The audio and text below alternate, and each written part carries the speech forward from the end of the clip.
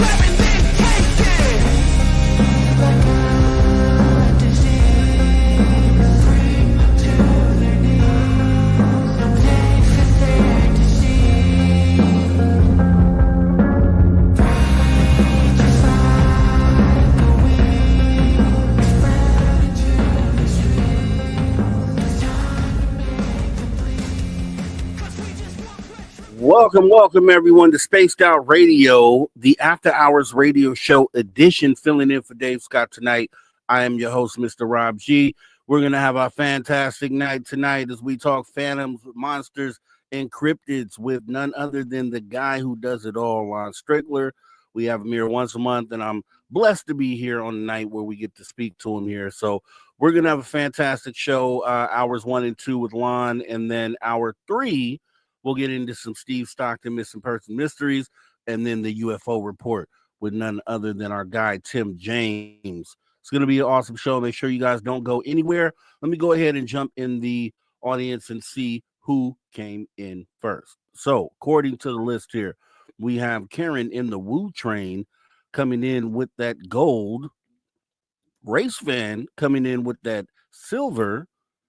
And then we'll give it to, who else do we have? We'll give it to Robert Lamothe Jr. with that bronze. Oh, it's going to be an awesome show tonight, guys. We're going to have Dirty Phil joining us as well, looks like. So for the first hour, it's going to be awesome, guys. Let's see who else is showing up here. We got Eternity Eternal saying hi, Rob G. Hey, Eternity Eternal. Thanks for coming on in.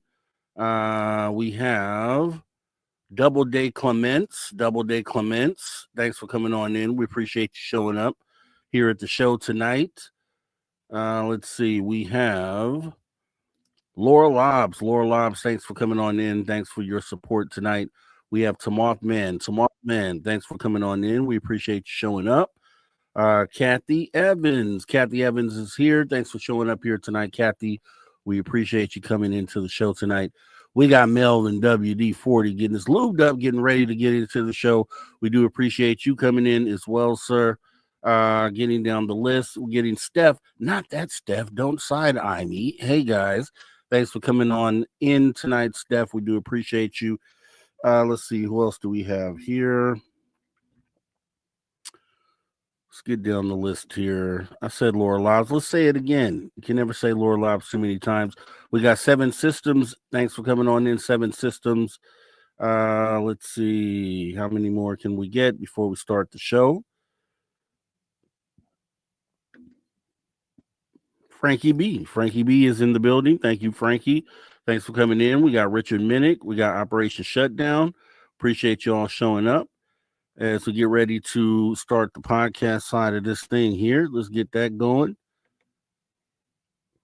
Welcome to Spaced Out Radio, the After Hours Radio Show edition. As I'm filling in for Dave Scott tonight, I'm your host tonight, Mr. Rob G. And we're going to be getting in some good stuff here with Lon Strickler, Phantoms, Monsters, Cryptids, all sorts of things that go bumping tonight for hours 1 and 2. And then we'll get into the UFO report with Tim James and Steve Stockton, Missing Person Mysteries for hour 3. Guys, kick back, get ready to get into the show tonight. Let's get pumped. Let's get it going. Here we go.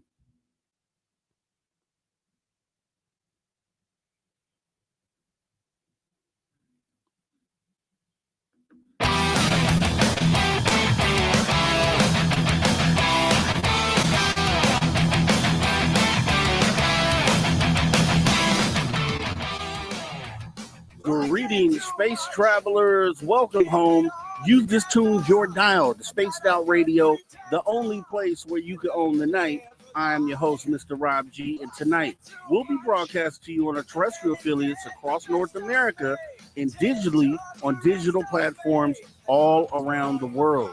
Don't forget, you can access our archives for absolutely free at youtube.com/Spaced Out Radio. And while you're there, please consider hitting that subscribe button. Also, don't forget to follow us on X and Instagram at Spaced Out Radio and at Spaced Out Radio Show.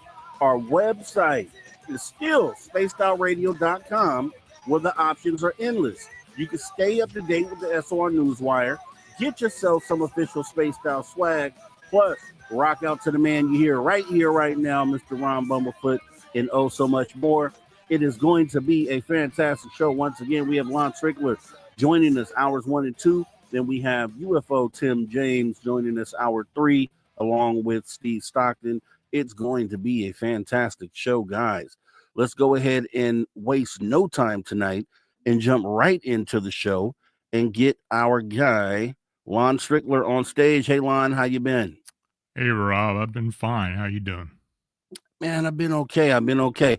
Look, rocky roads, we all have rocky roads, but, things are kind of panning out and feeling really good.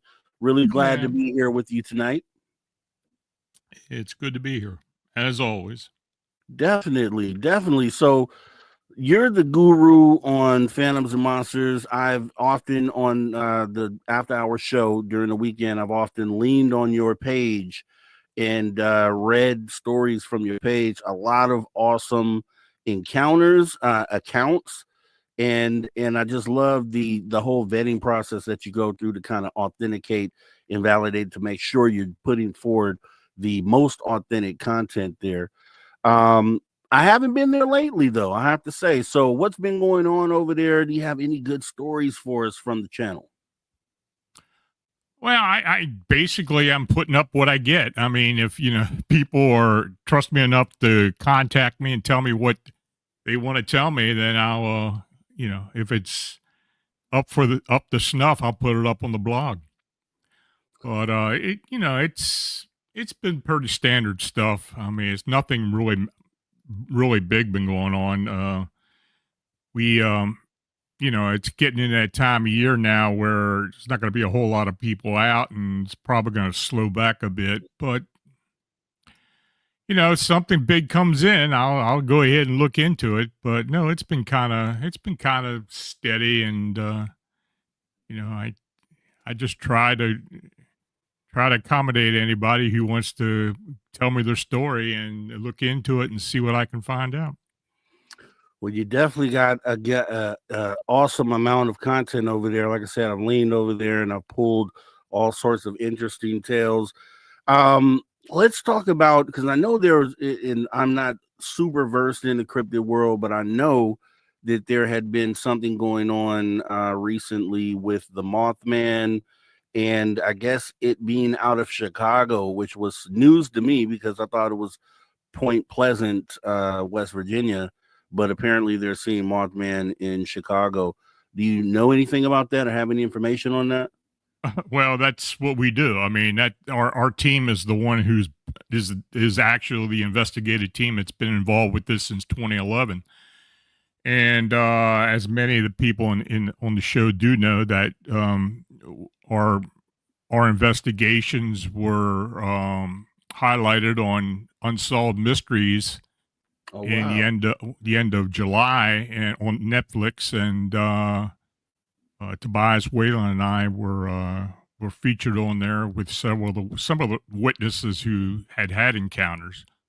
So yeah, that's up, that's still there, and we've had a few things come in since then. The producers at Unsolved Mysteries were taking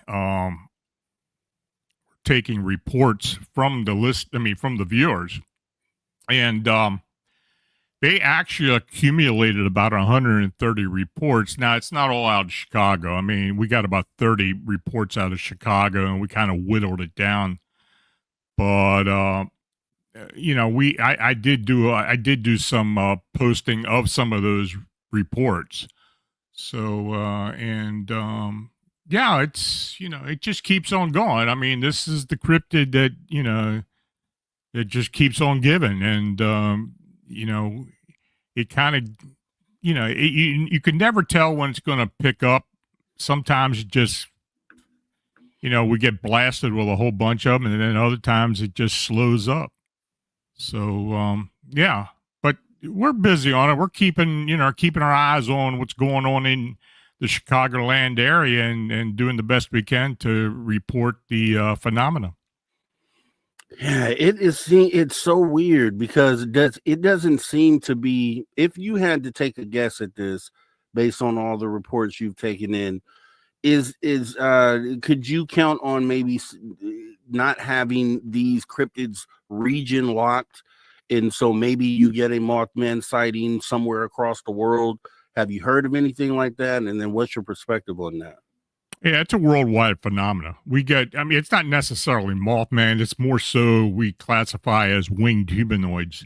But many times the descriptions are very similar to the original Mothman, but then we got some differences as well. The Chicago winged humanoids basically are somewhat different as opposed to what was seen at Point Pleasant and some other places. The wings in particular, for the most part, have been of a bat wing, membrane wing, gargoyle wing, anywhere from 12 to 15 foot in full span. The creature itself is humanoid with legs and arms, sometimes attached to the wings, sometimes detached from the wings. Very emaciated, dark in color. Sometimes it's shiny or looks wet. And I'd say maybe 75 to 80% do have the red eyes. Now it's not like the sightings at Point Pleasant as far as the eye inset. The eyes are basically on a separate head, just like a humanoid head, but as opposed to the eyes being inset on the upper part of the body of the Mothman. So it's a little bit different, but quite frankly, I mean, we're at close to 180 sightings now that we believe are legitimate sightings, and this being is pretty well, the sightings and the descriptions are pretty similar. So what everybody sees, and yeah, it just continues on, and as long as we keep getting the information, we're going to keep reporting it. That is awesome. That is an awesome resource for everyone to have. I don't know if people understand how lucky they are to have all that data already compiled. But when you categorize these things, so because when we look at winged humanoids or just things that are flying in the sky, essentially, do those cross at any point with like the reports that you get out of Mexico where they have, like, I guess you could say flying, but most likely levitating sort of humanoid figures? Are those in the same category, or do those fall into separate categories? Well, there have been a lot of sightings in Mexico in particular of human-like beings that seem to hover as opposed to having wings and flying. It's a little bit different, but all in all, the sightings have been pretty standard. I mean, as far as what they're all described as, we have been getting sighting reports worldwide.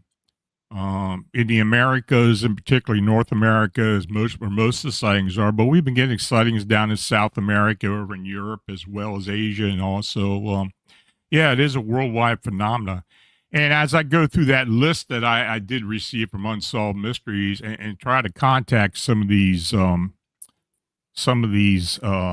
foreign witnesses, I will eventually start posting some of that.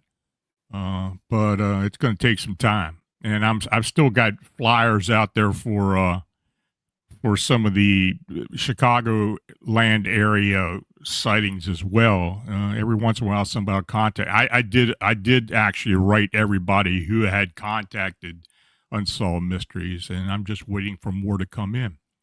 So again, whenever the opportunity presents itself, we'll investigate it, look into it, and try to present the most reliable information that's available. Yeah, and I like to lean on that kind of stuff because I'm a person that likes to try to find an answer to something. Like, let's take all these clues, data you've captured, data others have captured. Let's put it together and see if we can figure out or formulate something close to an answer to what it is that we're dealing with. And that's why I asked about the levitating sort of humanoid figures, because those are kind of in the news nowadays when you talk about the jellyfish UAP, and then you have Jetpack Man, which is an interesting one for me. Do you get reports of like Jetpack Man, for instance, or even something like the jellyfish UAP? Do you get reports of things like that? Occasionally. I mean, it just depends. I mean, if somebody sees it and deems necessary to contact us, they will. We haven't gotten a lot of reports out of LAX with the Jetpack Man, or whatever you want to call this thing. I have talked to several people who have seen it. But for the most part, I think it's just somebody with a device. I mean, I don't think it's anything cryptid or anything supernatural. I just think some idiot is out there flying around LAX with the jetpack. Now, it really hasn't been seen that often lately, but I have had sightings also up the coast a little further up into Malibu and other parts of LA County and north of that. So who or whatever this thing is, it is being seen in other places other than the airport. When you look at the global sense of these things being everywhere, what is your perspective on like the purpose of, like, why are they here? Do you have formulated any idea of why you think these cryptids are inhabiting the planet with us, or do you think they're inhabiting with us, or do you think they're coming in from somewhere else? What is your idea on that, if you've ever thought about it? I think they're interdimensional portal travelers of some type. I think they do reside on possibly a linear dimension. Linear to our dimension, our Earth plane. I think they are corporeal. I think they're flesh and blood beings, but I think they have the ability to move in and out of our world and the world where they habitate. So I don't think they're indigenous. The sightings in particular have been very fleeting, very quick sightings. Many times people see them manifest suddenly or vanish suddenly. They have some type of supernatural ability that allows them to move in and out, either to cloak themselves or go into another level. But that at this point, I think that's close to what we're dealing with. We have no proof of that. It's just all speculation. But as time has gone on, and more evidence has been coming in, anecdotal evidence, we do believe, for the most part, that these are supernatural beings. Wow. In the work that you do, and I always ask this to researchers and people who compile data in the fashion that you do, What is the end goal for you in corroborating all this evidence? Do you want to pass it over to someone to continue, or do you want to try to, get to an answer at some point soon, or like what is the end goal, I guess, for your research? Well, I mean, if we do get answers, that's great. I mean, that's the cherry on top. But I don't really have an agenda. I mean, I like to collect sighting reports and encounters and others strange anomalies that occur. People see, people report. If people take the time to contact me and rely on me to present their story, their encounter to the public, then fine. I try to do the best I can to do that. But no, I don't have an agenda. Like I said, if we do get answers, great. But for the most part, anybody who does this type of research or this type of investigations, answers are very few and far between. Mm-hmm. We're at the point where right now we're just speculating as to what most of this cryptid phenomena is. And, but maybe one day we will get to a point where answers will start to come forward and, we'll see what happens. Yeah, I just hear a lot of behaviors as far as like the cryptid behaviors. Some of them seem to be threatening. Some seem to just be there and no real reason why. When in some of the recent cases in the news that have been said to be alien encounters, right? Like the Miami Mall incident where you had these things phase in out of anywhere. You had down in Peru, the jetpack guys or whatever down there. Then you had like in Las Vegas, the ETs that were supposedly in that backyard. So those for me borderline between extraterrestrial contact and then potentially maybe a cryptid encounter. Maybe they're just cryptids. And with some of them showing malevolent intent in some cases, like you got Wolfman or a Dogman rather. If you had the ability to, set up some guidelines for humanity to follow when dealing with the world, essentially, that these things also inhabit, like what would be some of the things you'd want to lay down? Some of the rules or at least points, guidelines you want to lay down?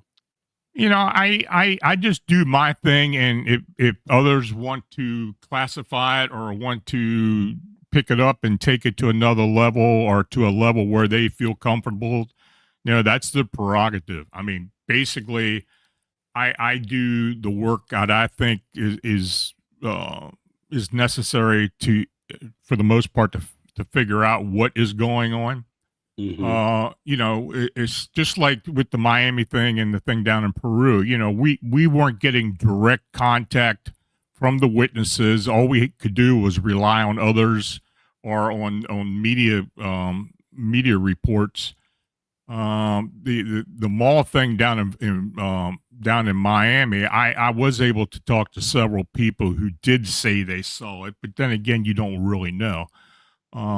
I looked into that a bit. I don't really know what to make of that.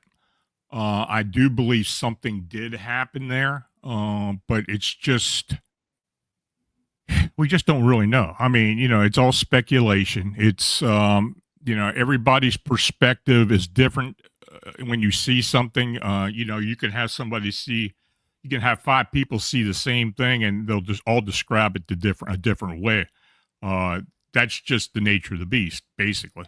And I'm cognizant of that, and the best I can do is just put together all the evidence I can get of any type of situation and try to determine what's really going on. At this point right now, we really don't know what is going on or what happened down in Miami and even down in Peru. I don't really want to speculate that what it was, but it's interesting. I mean, of course, these things do pop up every once in a while, and all we can do is just try to dig into it the best we can without going a little overboard and trying to make up or actually making up things. We're trying to, when we do speculate or when I do speculate, I try to use common sense when I do it, and not report something that hasn't been told to me. And if we do get evidence or do get descriptions that are a little bit out there, I will put it out, but not necessarily buy into it. But we do the best we can with it. Okay, nice. Yeah, because my whole thing is, in the way I look at, especially if these things are out there inhabiting the planet with us, that people should be made aware. There should be some sort of guidelines in place going into a forest where a dog man might be, or a Bigfoot you might run across one of these things. And just instead of waiting for something to happen to someone, which maybe it already has, we don't know, but just having those warnings, or just giving people the opportunity to say, hey, I don't want to go down that dark alley because there's cryptids out here, and no telling what I might run into. Just kind of allowing people to make educated guesses as far as, how their life is affected, essentially. So that's kind of what drives me. So I kind of lean on the evidentiary collectors like yourself to kind of take that data and then move it forward, as you were saying earlier. So that's awesome. But let's kind of get into, I know you have a list of cryptid of stories here on your site. I don't know if I were to mention any, if you would recall them, but I was looking at your site and you had one up there that was about the Kentucky experiencer describing alien or abduction attempt and Men in Black encounter. Do you recall that story?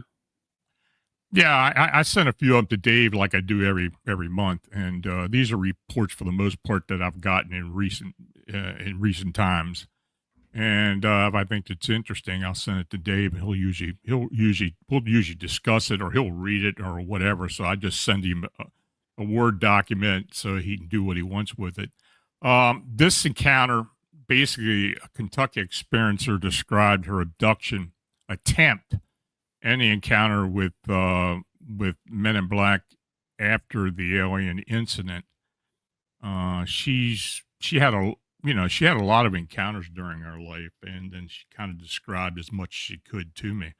But it's an interesting MIB account. Basically, I don't know if you want me to read it. You want to read it? It's up to you. I could read it for sure. Let me see. Sure. Because I'm working on my reading voice anyway. So let's give it a shot here. So this is Kentucky experiencer describes her abduction attempt and an encounter with MIBs, or Men in Black, after the alien incident. She also mentions a tall, dark figure she saw in the neighboring cemetery as a child. Lon received this following email. I was born, raised, and continue to live in the mountains of eastern Kentucky. I have experienced various paranormal activities all through my life. This includes UFOs, alien abduction, and other activities I attribute to alien beings. The incident that was the most overwhelming was on the night when gray aliens came to me to take me while I was pregnant. I simply wanted no part of this. When they approached me from across the bedroom, I jumped up and grabbed one of the two beings by its lean neck. I squeezed as hard as I could until I heard a crack. It dropped to the floor as its head fell back across the spine. The other gray seemed shocked, though it was hard to read in expression. It gathered the injured companion and quickly disappeared into the bright light that originally flooded the master bathroom. I felt very bad about the incident, but had been out of sorts all day, and I didn't want to be bothered. When I was a girl, we lived beside an old cemetery. On some nights, I would get the urge to look out my bedroom window. When I did, I would notice a tall, dark figure that seemed to be watching our house. One evening at dusk, while in our yard, I was approached by a tall black cloak being with the glow coming from his face. It stood and watched me for a few seconds, then turned and disappeared. And we'll put a pin in it right there. We'll finish up right after this break, guys. Don't go anywhere. We have Lon Strickler talking phantom, monsters, and cryptids right here on the After Hours Radio Show. Filling in for Dave Scott tonight. It's me, Mr. Rob G. You guys don't go anywhere. We'll be back right after this break.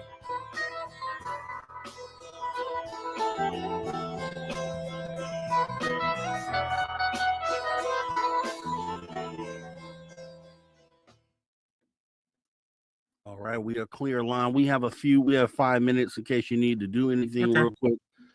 Dirty Filth is in the building joining us. It's been a while, Filth. So glad to have you here, buddy.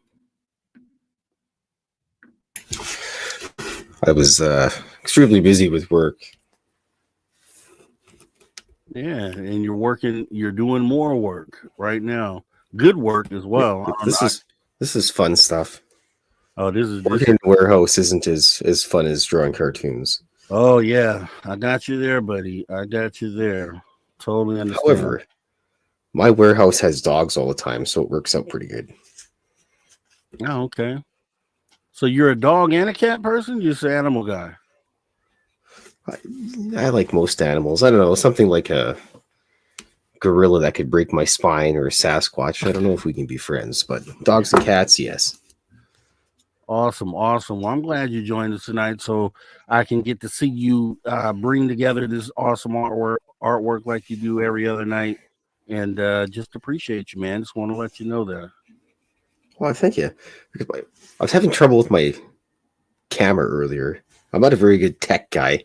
I'm basically about the tech level of the VHS or the VCR. That's about it. I can work those pretty good, but those digital stuff, everything used to be plug and play.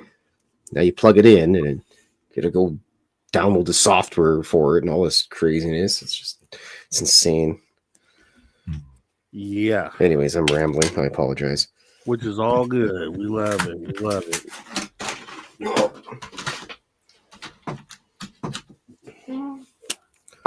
Yeah, last couple weeks just been absolutely insane. Tell me about it. You know, we didn't get all the UFOs that we wanted, but the Dogman and his red eyeballs. I go with the red eyeballs for Dogman. I'm sorry, Lon. Oh, also, there he is. You guys were talking about the shadow being at the Bayside Market in Florida. Well, I've got the actual photo of what happened right there. Wow. Yeah, there it is. I got an informant in Florida that was able to get me this picture. It's like, hey, you're a shadow alien. You should be worn in disguise. He really needed flip-flops for the beach. That's the entire reason he went there. I love it, Phil. Here's the best part with it. Here's what the alien is carrying. Oh, yeah. See undies, okay. Anyways, you guys were talking about that, and I had to go dig that out of the filing cabinet beside me, just covered in cat hair. That is awesome. Well, Search and Destroy says the great Filthy in the building. Thanks for your support of Space Out Radio, Search and Destroy. We do appreciate that, and I know Phil does. You know what I realized today? I've been drawing cartoons on the show for just about 2 years now. You been around here that long? I know. Yeah. It was 2022. I started drawing kind of after the Vegas show we had.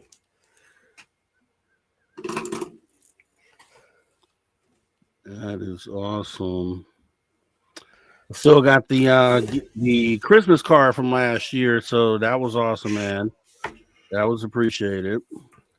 Oh yeah, if you get the same mailing address. Oh, also Lon, I got your mailing. You haven't moved, have you? No. Okay, I got your drawing here with Christmas card this year. I'm surely gonna send it out. I'm terribly sorry. That sounds good. I'm like the roofer that gets paid and just disappears after the weekend. I was looking through a bunch of stuff and I seen this thing. It's a box like Lon Strickler. I'm like, what the hell is this crap? Open it up. Fridge. So I had to.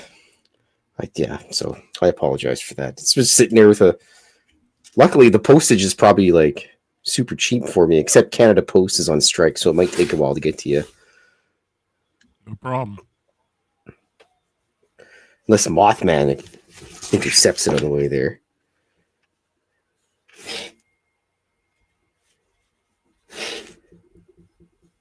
All right, we got about 30 seconds here. I'm going to go into no swearing mode.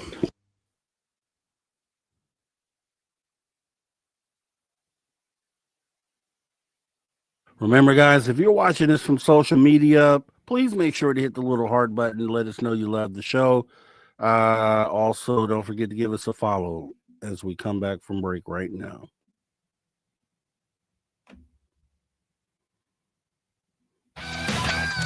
All right, everyone, welcome back to Spaced Out Radio, the After Hours Radio Show edition. Because I'm filling in for Dave Scott tonight. I'm your host, Mr. Rob G. We're going to go ahead and get right back into the conversation here, talking phantoms, monsters, cryptids, with the guy who knows it best, Lon Strickler.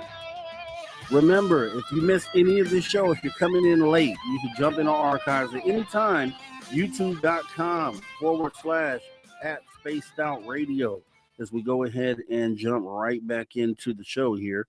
So I was right in the middle of reading one of the entries on Lon's PhantomandMonsters.com, and make sure you guys go check out his website because it's completely super awesome and has so many different cases there that you'll be there for days, believe me. As we go ahead and jump right back into this story, this was about the Kentucky experiencer describing abduction attempt and Men in Black encounter. So what I'll do, just to kind of make it cohesive, I'll just start it from the top again here. So a Kentucky experiencer described her abduction attempt and an encounter with MIBs, or Men in Black, after the alien incident. She also mentions a tall, dark figure she saw in the neighboring cemetery as a child. Lon received the following email. I was born and raised and continue to live in the mountains of eastern Kentucky. I have experienced various paranormal activities all through my life. This includes UFOs, alien abduction, and other activities I attribute to alien beings. The incident that was the most overwhelming was on the nights when the gray aliens came to me while I was pregnant. I simply wanted no part of this. When they approached me from across the bedroom, I jumped up and grabbed one of the two beings by its lean neck. I squeezed as hard as I could until I heard a crack. It dropped to the floor as its head fell back across the spine. The other gray seemed shocked, though it was hard to read an expression. It gathered the injured companion and quickly disappeared in the bright light that had originally flooded the master bathroom. I felt very bad about that incident, but I had been out of sorts all day, and I didn't want to be bothered. When I was a girl, we used to live beside an old cemetery. On some nights, I would get the urge to look out my bedroom window. When I did, I would notice a tall, dark figure that seemed to be watching our house. One evening at dusk, while in our yard, I was approached by a tall, black cloaked being with a glow coming from its face. It stood and watched me for a few seconds and then turned and disappeared. I have noticed over the years that large, dark-colored cars would follow me on occasion. This would happen on highways and mountain roads. My husband and I have also noticed black helicopters flying above us while driving and over our residence. I saw the video and picture you posted about MIB, or Men in Black, a few days ago. When I saw the video, it shocked me. In July 2006, a strange incident occurred while my daughter and I were sitting on our front porch. I never heard or saw a car, but two of these MIBs appeared from around the side of the house and approached us. The pale-faced men were dressed in black silk suits, white shirts, black ties, and fedora dress hats. They each carried a thin briefcase and walked stiffly as they approached. When they reached the steps, they stood still and looked at me. My daughter quickly ran into the house. I then looked into the eyes of the Men in Black nearest me. The color was a vivid lavender, and I felt compelled to continue looking. After a few seconds, the nearest Men in Black spoke in a very clear, low-pitched voice. It asked if we had, quote, experienced any unusual activity that I thought I should report. It was an odd question, but I quickly said no. The being then briefly smiled and thanked me for my time. Both MIBs turned and walked toward the road and were soon out of sight. I can't say that I was scared, but I have not had any type of paranormal or alien activity since the MIB visited. I was wondering if people who have had paranormal incidents throughout their lives realize the activity ceases after they are visited by MIB. Do these MIBs usually appear out of nowhere? I'd appreciate some information. Thanks, Carrie. Okay. Now that right there, that's kind of creepy right there. I had a lady come to my door that was under the same. She wasn't Men in Black though, but it was very strange because she came to my door, fourth house off the corner. Then she asked me if she could come in the house and use the shower, almost like some black-eyed kid stuff. And we told her no, can't come in, and she left. Now here's the crazy part, Lon. She did not trigger the Ring camera walking up the driveway to the door, or trigger the camera leaving the house. And I was blown away. So yeah, that's not unusual. That does happen. That account right there, there's a lot of similarities with a lot of other accounts that I've received. The monotone voice, the lavender eyes. That seems to be something that a lot of people do see. And I've had quite a few Men in Black reports over the years, but yeah, I mean, they do seem to just pop up out of nowhere. Many times, an individual will have an encounter, and these things will show up within minutes. It's happened many times. It's almost like, and people do ask me, what do you think the Men in Black really are? And I don't think they're a government agency. I think they're really most likely otherworldly beings, basically the cleanup crew for a UFO or an alien being that screws up and gets seen. And many times when somebody does see something like this, and they are approached by the Men in Black, the attitude towards the witness is pretty aggressive. In fact, there have been times when people have really felt threatened that if they do report it to some agency or an investigator, that they are intimidated by the actual encounter with the MIB.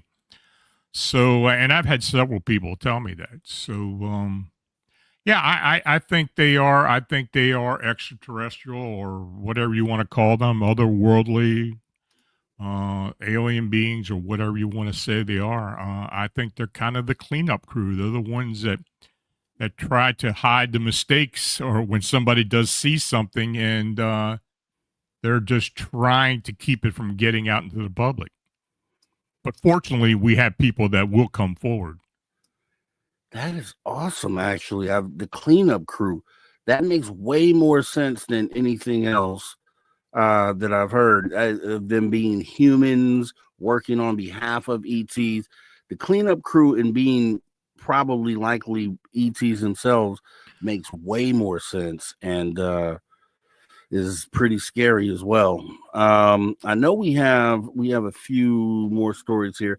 So we have this one here, and I can read or you can read, Lon. Either way, I don't know if you want to read. It doesn't matter. It's up to you. However you want. Yeah, if you could read the next one. Okay. Well, this is one I got recently. The writer describes a story that his great grandmother would talk about.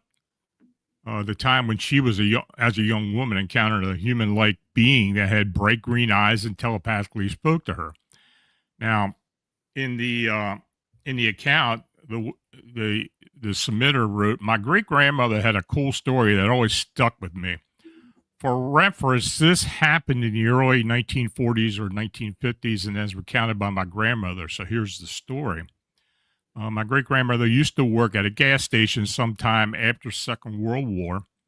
She was young at the time, and this was before she met my great-grandfather. Now, she was in her early 20s, but she may have been a teenager working to stock shelves or sell cigarettes. Now, this was around the time the modern child labor law started to come into effect. So I believe this was either in Canada or the UK. They didn't give me an idea where it actually happened at.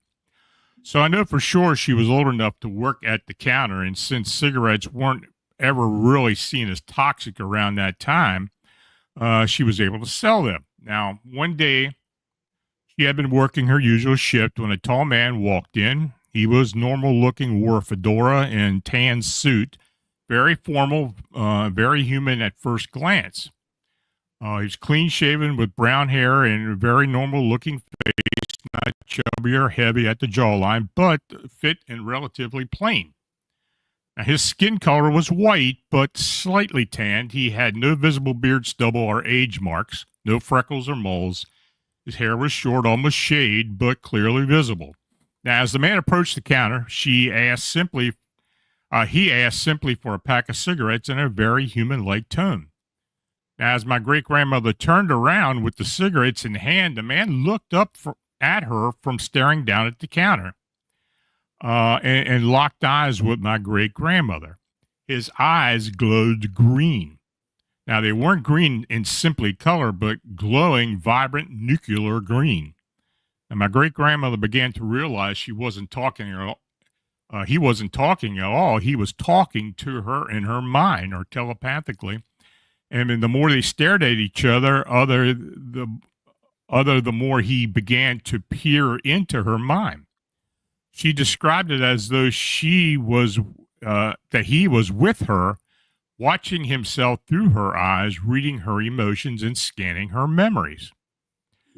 She could see herself through his eyes, drew on his intentions, and found them to be pure and whole.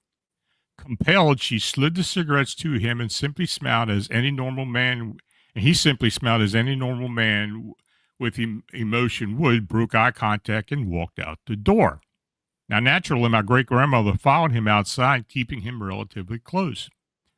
She saw him stare back at her over his shoulder, and he walked away and simply vanished. Now, his green eyes peered back at her one final time as he just vanished into thin air, effectively dematerializing from reality. Now, this was before Roswell or the notion of extraterrestrial became popular, because my great-grandmother didn't ever think the man was an alien. In fact, she thought it was an angel for the longest time. Now, she never once felt threatened by the man, and he simply became known in the family as the man with the green eyes. Now, many years later, my mother experienced a slew of strange dreams involving aliens, particularly where they create hybrids between themselves and us humans to blend into society. Now, the dreams had been consistent, but she believed they weren't able to tolerate our planet's atmosphere for some reason, so created genetic hybrids to act as agents on Earth as we near a certain landmark in our society, thus welcoming us to the galactic community when we reach that landmark. Now, they view us with benevolent curiosity and are part of a wider community that preserves primitive planets. This community consists of many different alien races, thus explaining the differences in accounts ranging from beings themselves to actual spacecraft. These hybrids they create can act as the bridge between us, and they decide to contact us. Through them, we are judged and seen, and through them, our intentions are known. They will intervene if we launch our nuclear devices, hence their sudden uptick in the last century. Now, a lot of that, the end of that story, or the last half of it, was speculation on their part. But quite frankly, it's a view that a lot of people have had.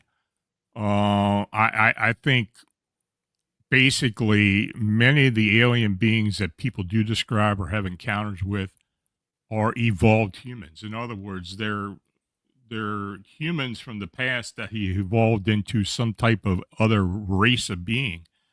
And I think as time has gone on over eons, that they have had the ability to use some type of time travel or portal travel to come back, possibly to come back and to right some wrongs or to protect us for whatever reason.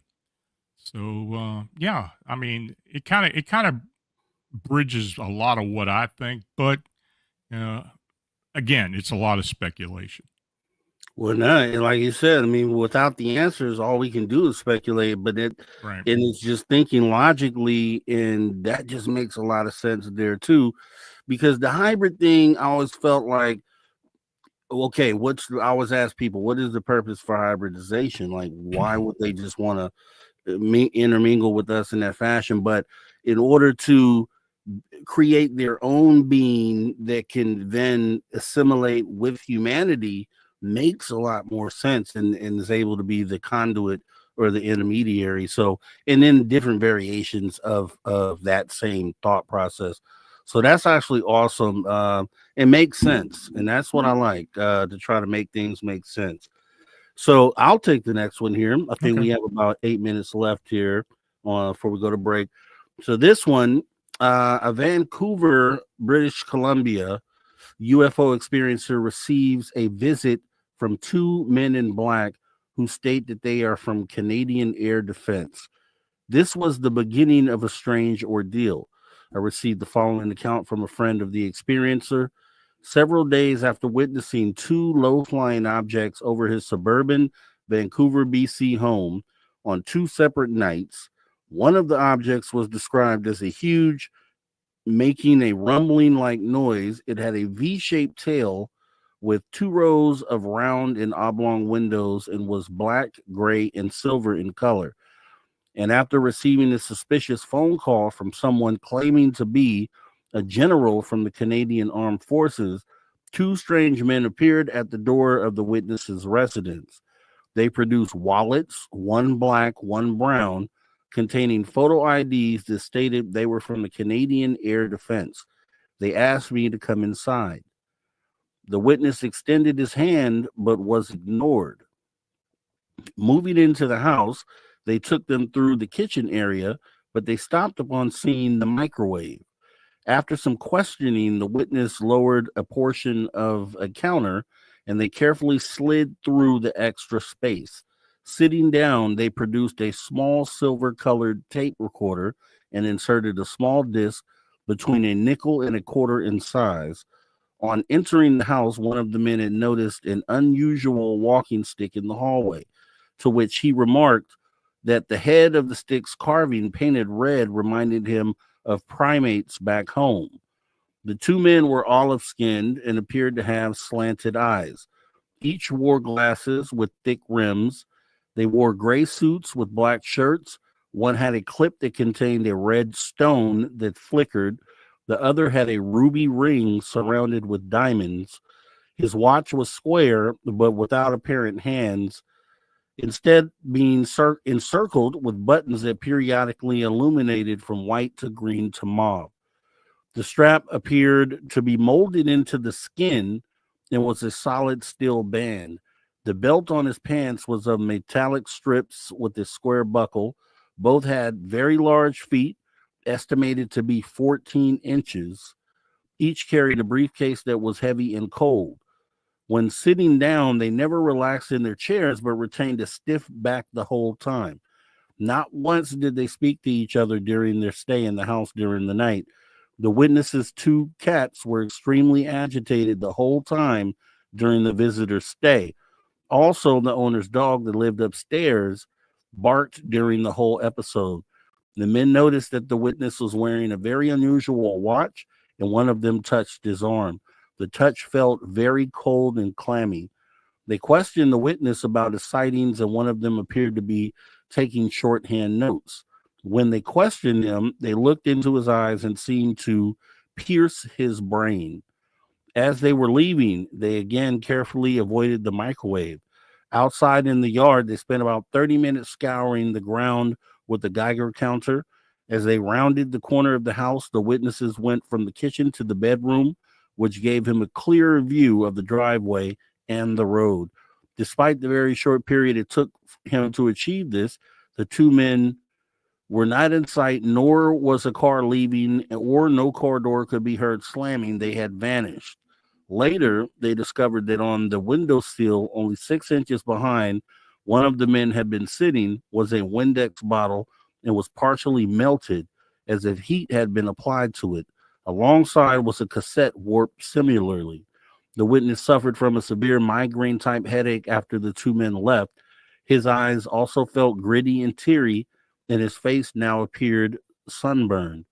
He also suffered from strange dreams, one that was of lying prone on a table in a round room with a bright light above him, then sensing being touched. 2 days later, while going outside his house, the witnesses saw the same two men he had seen before in the driveway. Both were dressed in white coveralls. One was carrying a Geiger counter, the other a 12 to 16-inch parabolic dish in his hand pointing to the sky, plus earphones and a microphone that was attached. He appeared to be searching for the sky. The wires all led to the black box at his waist. At one point, he had what looked like a camera, although not video, aimed at a tree over which the UFO had been originally seen. During the time they were together, neither was seen speaking to each other, nor was seen any car seen which they might have arrived in. In December, a few days after Christmas, a man appeared at a door of the witness. He stated that he had come to see his unusual watch. He stated that his name was Mr. Smith and showed some ID. He wore a dark charcoal suit, a white shirt, and a black tie. He also wore a black fedora. His feet were very large, size 13 or 14, like the witness's previous visitors. His shoes were black and shiny and no signs of dirt on them at all. He was about 4 feet 8 inches to 5 feet tall, very thin and very pale skin with very long fingers. He also wore black wraparound glasses with silver frames. The witness extended his hand but was ignored again. Upon entering the house, the visitor commented upon the carved walking stick in the hallway. He also asked the witness to turn the microwave off before he walked in front of it. Sitting down at the kitchen table, he produced a small silver tape recorder, claiming it could record up to 80 hours or more. Using a pick-like tool from his breast pocket, he examined the witness's watch. He opened a black briefcase, removed some paper, silver pencil, and a red top, and a pen-like flashlight that emitted a mauve pencil-thin beam, which scanned the interior of the watch. He took a small digital type of camera and then took several pictures of the watch. During the whole of his visit, he spoke very little and his speech seemed slurred. Again, the cats were agitated during the stranger's visit. He again expressed interest in the watch, and the witnesses asked for $500 for it. But he replied that he had to check with his colleagues. The stranger also expressed interest in a computer, saying that it had very minimal power.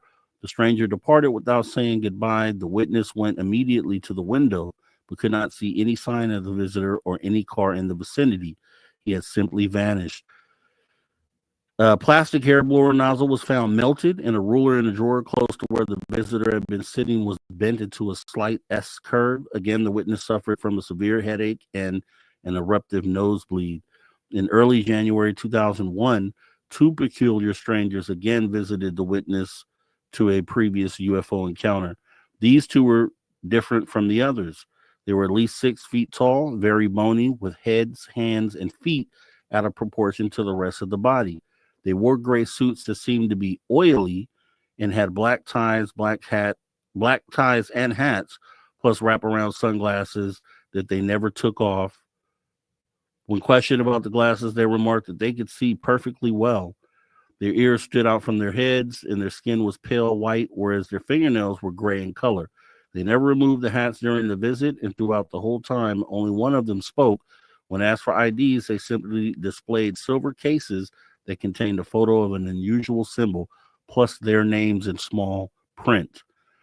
Upon entering the kitchen, they asked the witness to please unplug the microwave as they told him to turn the computer off.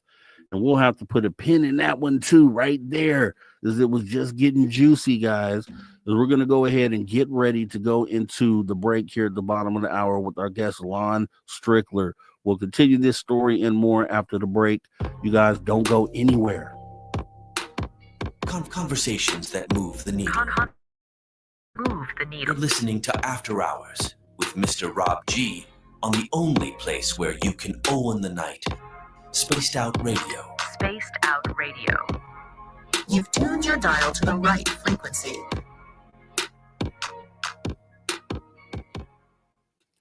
All right, and we are going to commercial. Filth, are you still here or are you done here?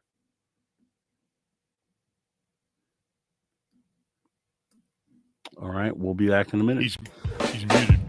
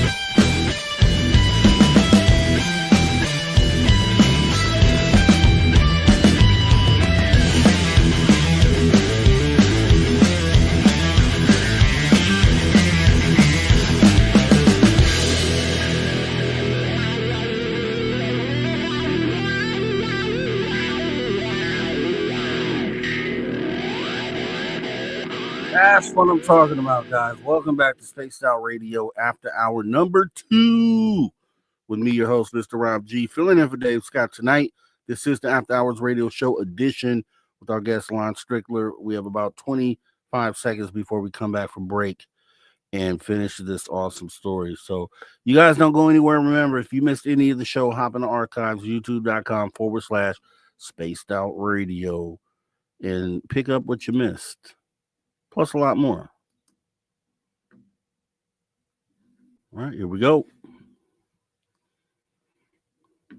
All right, everybody, welcome back to Spaced Out Radio, the After Hours Radio Show edition. Filling in for Dave Scott tonight, here with our guest, Lon Strickler, as we go over phantoms, monsters, cryptids, over some really great stories that we'll be continuing here in just a moment. Remember, you guys, if you're already space travelers, consider taking this next step, joining the club. You can join our Spaced Out Radio Space Travelers Club for as little as $5 buckaroonies a month by joining our Patreon. All right, getting right back into it. We were right in the mood. We were getting right to the end of the story. And I'm going to go ahead and pick this one up and take us through the end. So I'll cover a previous paragraph and go from there. So, again, the cats were agitated during the stranger's visit. He expressed interest to the watch, and the witness asked for $500 for it, but he replied that he had to check with his colleagues. The stranger also expressed interest in a computer, saying that it had very minimal power. The stranger departed without saying goodbye. The witness went immediately to the window, but could not see any sign of the visitor or any car in the vicinity. He had simply vanished. A plastic hair blower nozzle was found melted, and a ruler in a drawer close to where the visitor had been sitting was bent into a slight S curve. Again, the witness suffered from a severe headache and an eruptive nosebleed. In early January 2001, two peculiar strangers again visited the witness to the previous UFO encounter. These two were different from the others. They were at least 6 feet tall and very bony, with heads, hands, and feet out of proportion to the rest of the body. They wore gray suits and seemed to be oily, and had black ties and hats, plus wraparound sunglasses that they never took off. When questioned about the glasses, they remarked that they could see perfectly well. Their ears stood out from their heads, and their skin was pale white, whereas their fingernails were gray in color. They never removed the hats during the visit, and throughout the whole time, only one of them spoke. When asked for IDs, they displayed silver cases that contained a photo of an unusual symbol, plus their names in small print. Upon entering the kitchen, they asked the witness to please unplug the microwave. They also told him to turn the computer off. The two Persian cats were going crazy, dashing around the room and trying to get out of the window, which was closed. Each man carried a briefcase and an inverted L-shaped handle. The man who did all the talking asked to see the witness's unusual watch. He then removed from his briefcase 4 small containers, each had a different colored top. Opening 2, he proceeded to pour the contents over the watch. He told the concerned witness that no harm would come to the watch. He was given $250 for the watch and told that they would give him the rest later.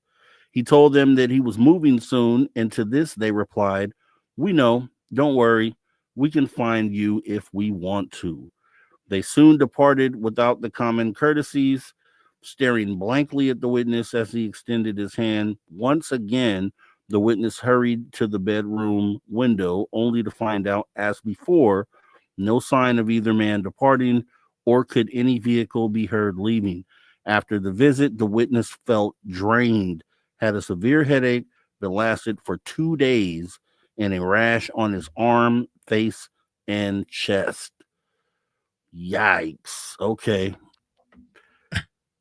What do you do with that, Lon?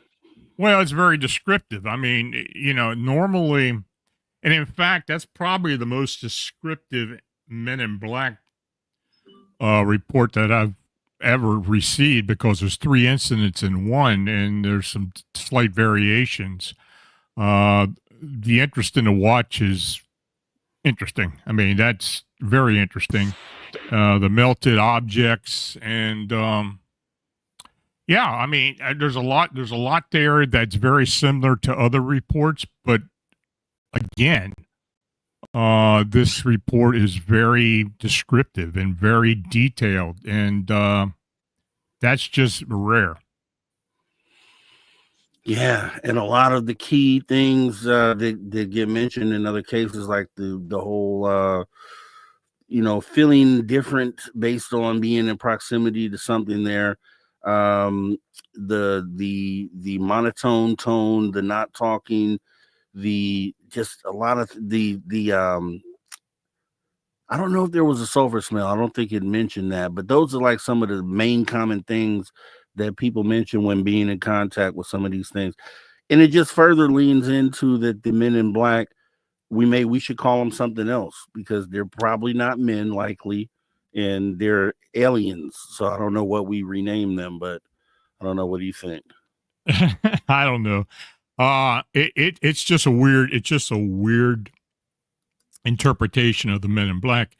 Again, it has a lot of similarities with other accounts, but it's probably the most descriptive one I've ever received. And quite frankly, I'm surprised I didn't give it the day before, but I just dug it. I found it today again because it was on the site, and I decided, with the other two, I'd go ahead and give him that one. So, yeah, it's interesting. And of course, it was up in Vancouver, BC, and there's a lot of really strange UFO reports and alien reports that come out of BC for whatever reason.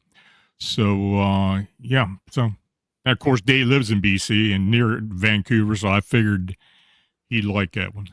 Yeah, definitely. And hopefully he's tuning in tonight, Dave. I hope you are out there tuning in tonight. But that's like I said, it's definitely not Will Smith and Tommy Lee Jones Men in Black. It's definitely something else. But we do have a few questions. I want to get these out of the way. Maybe some more will come in. Let me start with Mike Bothwell, who asked, question for Lon. Has there been any reports of a Bigfoot dogman in or around jails or prisons? Yeah, I had one about a year and a half ago in Maryland of a dogman that was seen near the Correctional Institute in Hagerstown, Maryland, by two witnesses. It was at night, but it was in the campus area of the prison. It was running in the field towards the road. It's an area that area of Maryland and in South Central Pennsylvania, where I live at near Gettysburg, is ripe with dogman accounts. Dwayyo is what a lot of people call it around here. But it's a phenomena that's pretty well known around the area because it's been reported for many, many years. Yeah, but that one in particular was around a prison. Wow. Okay, we have a question from Woo Riders DG, Derek Galloway. And he says, question for Lon, do you see a time when all the monsters and entities will become a normal everyday experience for humanity, like where they will be visible to everyone? I don't know. I think the cryptid world, the alien world, supernatural world, it's never going to be a moot point. I mean, even when things say they do become normal, there's going to be a lot of abnormal stuff out there, or paranormal, whatever you want to call it. But no, I think it's never going to be a normal experience. When some people that I have talked to in the past have seen these things all their lives or for long periods of time, and it becomes part of their life. And I guess it's normal to them, but to us, it's just something different. So, yeah, it's hard to tell if it'll ever become a normal thing, but who knows? Yeah, and then you got to wonder, what do cryptids think are normal or abnormal? That'd be the next question to ask. Exactly. Right?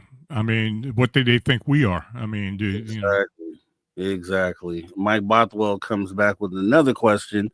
Lon, have you had any stories from Guatemala or a country that isn't known for reports? I probably do, but I can't remember any offhand. Central America, we don't get a lot of reports out of Central America. Now, we do get a good deal out of South America and, of course, North America. But Central America, not so much. So, yeah, I probably do, but I can't recall any at this point. All right. And let's see. We had another one from Woo Riders DG. Lon DC. Okay, no, it's the same question. Yeah. Okay. All right. So we got that. There was I think there was a super chat in the question. Someone wanted to let you know, hey, Lon, long-time reader here, just wondering how David Eckhart is holding up. Thanks for the great info over the years. David has had some personal issues lately. I haven't talked to him at all. We've kind of been out of communication for about 6 months or so, but I know he has had some issues. It's personal issues. Of course, I'm not going to go into it, but he's still around. But that's about all I can say at this point. Okay, and then we have Gary Reed who says, "What does Brother Lon think about mental or spiritual phenomena associated with UFOs and or ET contact?" Well, I mean, it does exist, I believe. I mean, I know I had an encounter. I've had a couple encounters. I've talked to many people about their encounters. There is mental and spiritual phenomena associated with UFOs and ET contact. And in fact, I think that there's something about alien abduction of humans that might tie into that. I'm of the theory, now I don't know how real or how actual this theory is or factual this theory is, but in my perspective, I believe alien abduction occurs for one main reason, and it's nothing to do with hybrids or anything like that, even though I think it does exist to a point. But I think, and like I said earlier, I think the alien beings are evolved humans. And I think as they have evolved over time, they have lost a lot of the characteristics that they had before and that humans do have now. And I think they're kind of either jealous of that or that they want to find it again.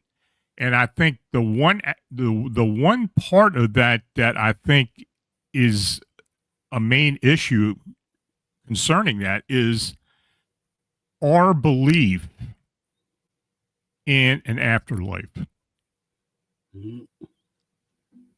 Now, for people who know, talking about David Eckhart and such, they do have a spiritual life. In other words, they do believe in a higher being.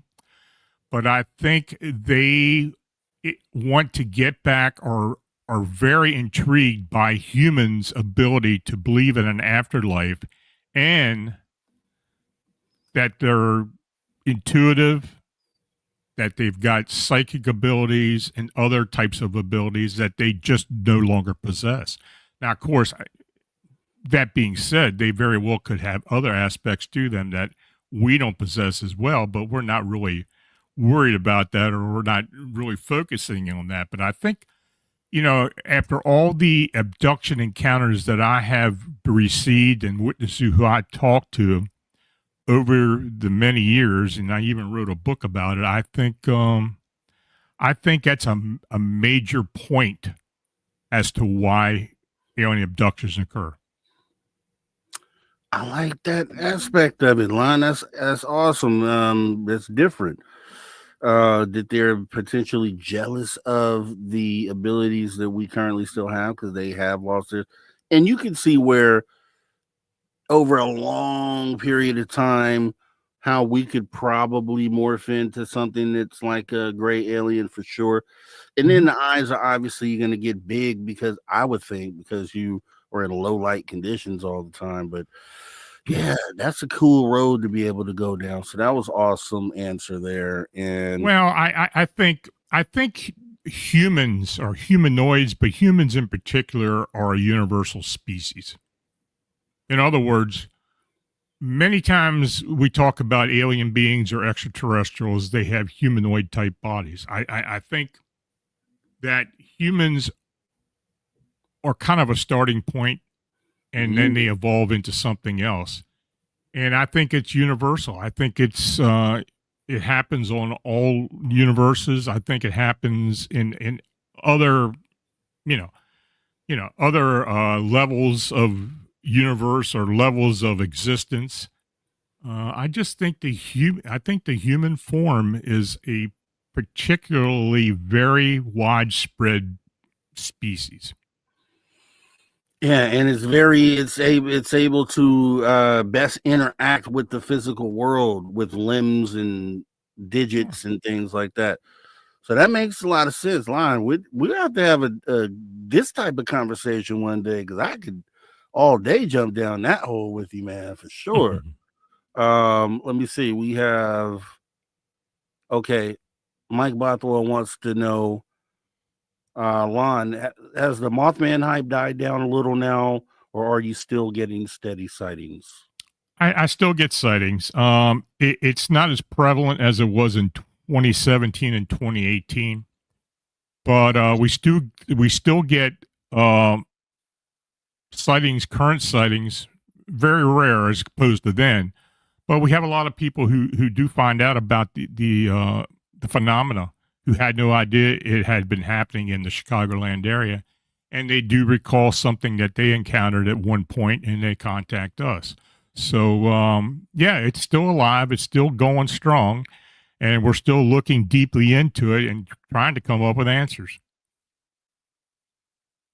All right, awesome.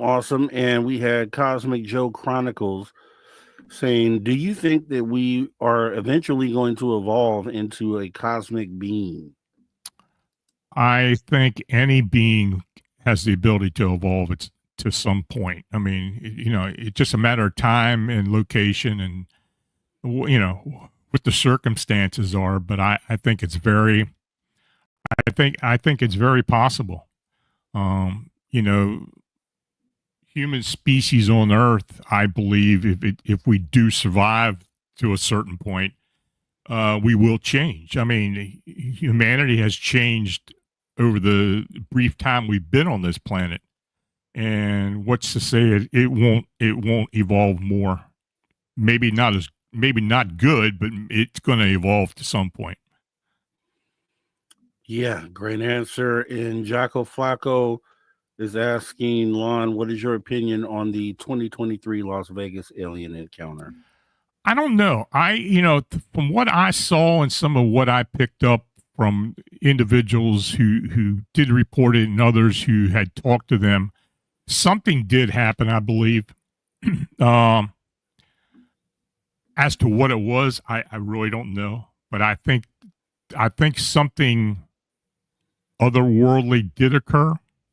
But to the extent, I really can't say.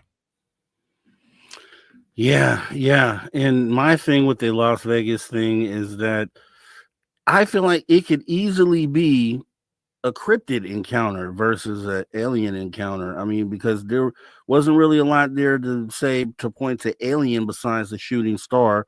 I don't think those were connected, truthfully. If these things are just materialized, sounds like a lot of the cryptid stories. So I would say cryptid, but okay. Let's see. We got Woo Riders DG wants to know, Lon, what is the creepiest report you've ever got? Oh my God. I can't really distinguish the creepiest. I've had some really unusual reports. I'll have to put together, I do normally put together a lot of reports, like creepiest reports or the weirdest reports or something like that. you'd have to go to my you'd have to go to my YouTube channel, because I do present them every Friday night live, and of course the recordings are there, where I do talk about cases that I have received, the reports that I have received, and yeah, you'll find it there. But I can't really offhand remember. I mean, there's just a lot of them. I can't really distinguish one being more creepy than the other. And I keep forgetting Lon has a YouTube channel on top of the website. That's right. Make sure you guys go over there and subscribe if you're not already subscribed, because he actually, as he just stated, talks about the cases. And so definitely the website and then the YouTube channel. Make sure you guys show your support there. And let's see, we have... Okay, Firewater by Design is asking, Lon, do you feel that the cryptids are decreasing as the frequency of Earth rises? I don't necessarily think that they're actually increasing in number. I think the sightings are increasing because people are more open to reporting them as well. You know, you've got all these TV shows, the internet, and everything else where people are talking about this phenomena, or these different type of cryptid phenomena. And I think people are less resistant about reporting them. The fact that we get a lot more sighting reports now, and I think that's the reason why. Is there some type of shift or something that's causing it? I really don't think so, but I think people are recognizing different types of phenomena. And before we get more, we may get more different types of these type of reports. Awesome. And for everyone out there, yeah, Rue Rider ZG has posted the Phantom and Monsters YouTube link in the chat. So make sure you guys click on that and then click on the subscribe option as well. Let's see. We have a question from... See, we got about a minute 58. So, okay, Mike Bothwell's asking, do you think the sighting of the Ottawa Angel was the same flying humanoid the two men reported to you from Mississauga? I think it is. There was a sighting in Mississauga, which is just outside of Toronto. And it's a very similar type of encounter. I didn't receive a direct report from that, but I did receive some information that very well could have been something that very similar to what they saw in Ottawa. And for those who don't know what the Ottawa Angel is, it was a huge type of humanoid type being with wings that was massive. The original witness contacted me about it, and but there had been other very similar sightings in the Niagara area as well as into New York. In that part of Niagara, New York, and into the Niagara area of Ottawa. Ontario. So the area does have a lot of strange sightings. That's Southern Ontario area, but this winged being, for whatever it was, is something that has been seen more than once. All right. And then Linda had a quick question. Well, we got about 30 seconds. Any mermaids? I have had mermaid accounts. I don't know if I necessarily buy into them, but I have had a lot of them. I have a lot of people who swear by them. Many of the reports come from the Hispanic community, people who are working on the water, of course, and who are fishermen and such. But I've had, especially in the Caribbean, I mean, that area throughout the Caribbean, Hispanic or Latin America, there do seem to be a lot of mermaid sightings, especially off the coast of the Bahamas and into down into Jamaica and such. People do report seeing something very similar to what they describe as a mermaid. Okay. All right. And that's perfect ending right there as we get ready to go into our break. You guys don't go anywhere. Excellent questions tonight with our guest, Lon Strickler, talking phantoms, monsters, cryptids, and all of the above. We're going to be right back with the last 20 odd minutes with our guests here, so we'll make sure we'll make it spicy. You guys don't go anywhere. We'll be right back on the After Hours Radio Show. Filling in for Dave Scott. See you in a minute.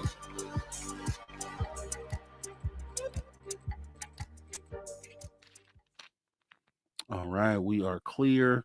And if you had a couple more of those, Lon, that you could shoot over, that would be cool. Well, the stories? Yeah. Yeah, I had to. I have them on. I don't have them right now. I'd have to. Okay. Let me. Yeah, I can't get to them right now. Let me do this here.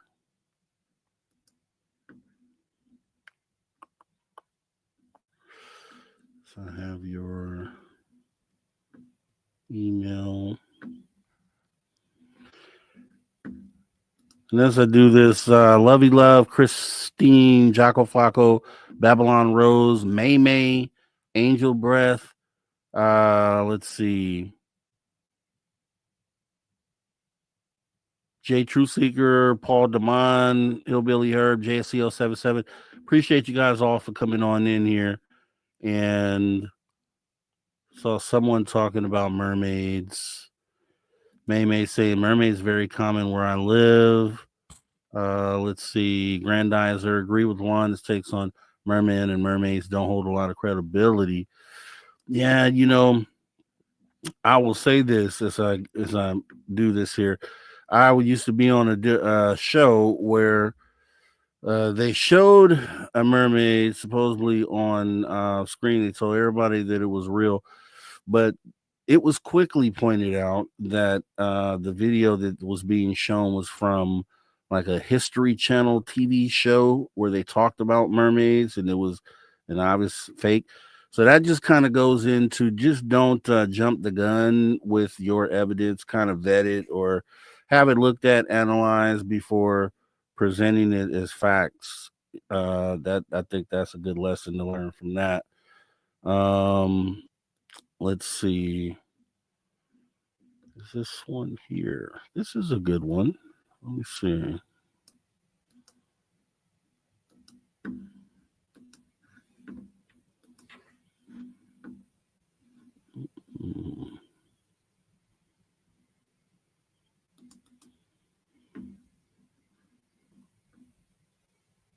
All right.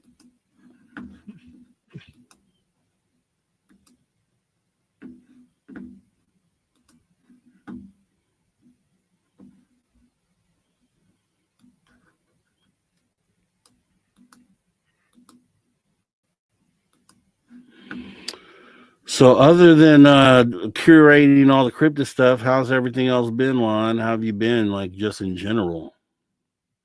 I've been okay. trying to keep busy. But yeah, I've been okay. That is so great to hear. And yeah, this is gonna be weird. Let me see.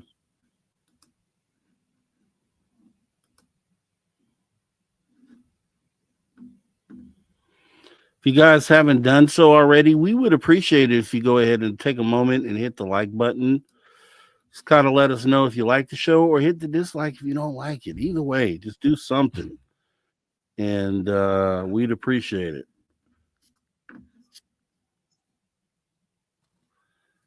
Trophy.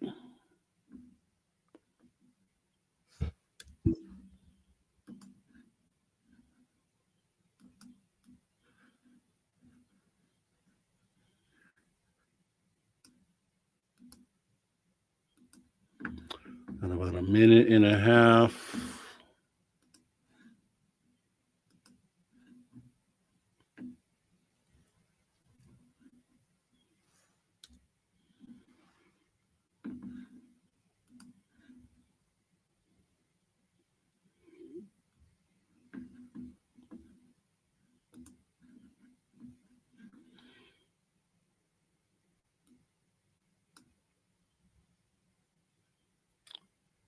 All right, I just sent you one, Lon. And you can take that one, and then I'm gonna get a couple more as you cover that I'll send over to you as well.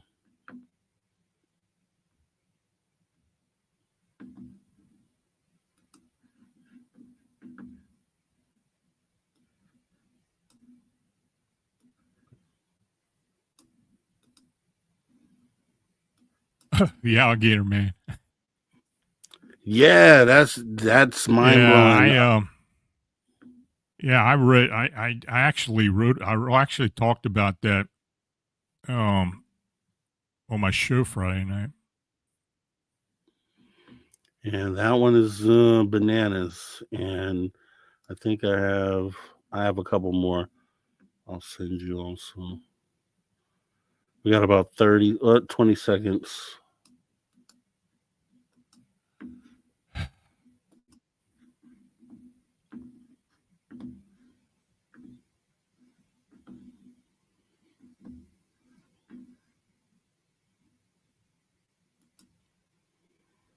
All right, 5 seconds. Here we go.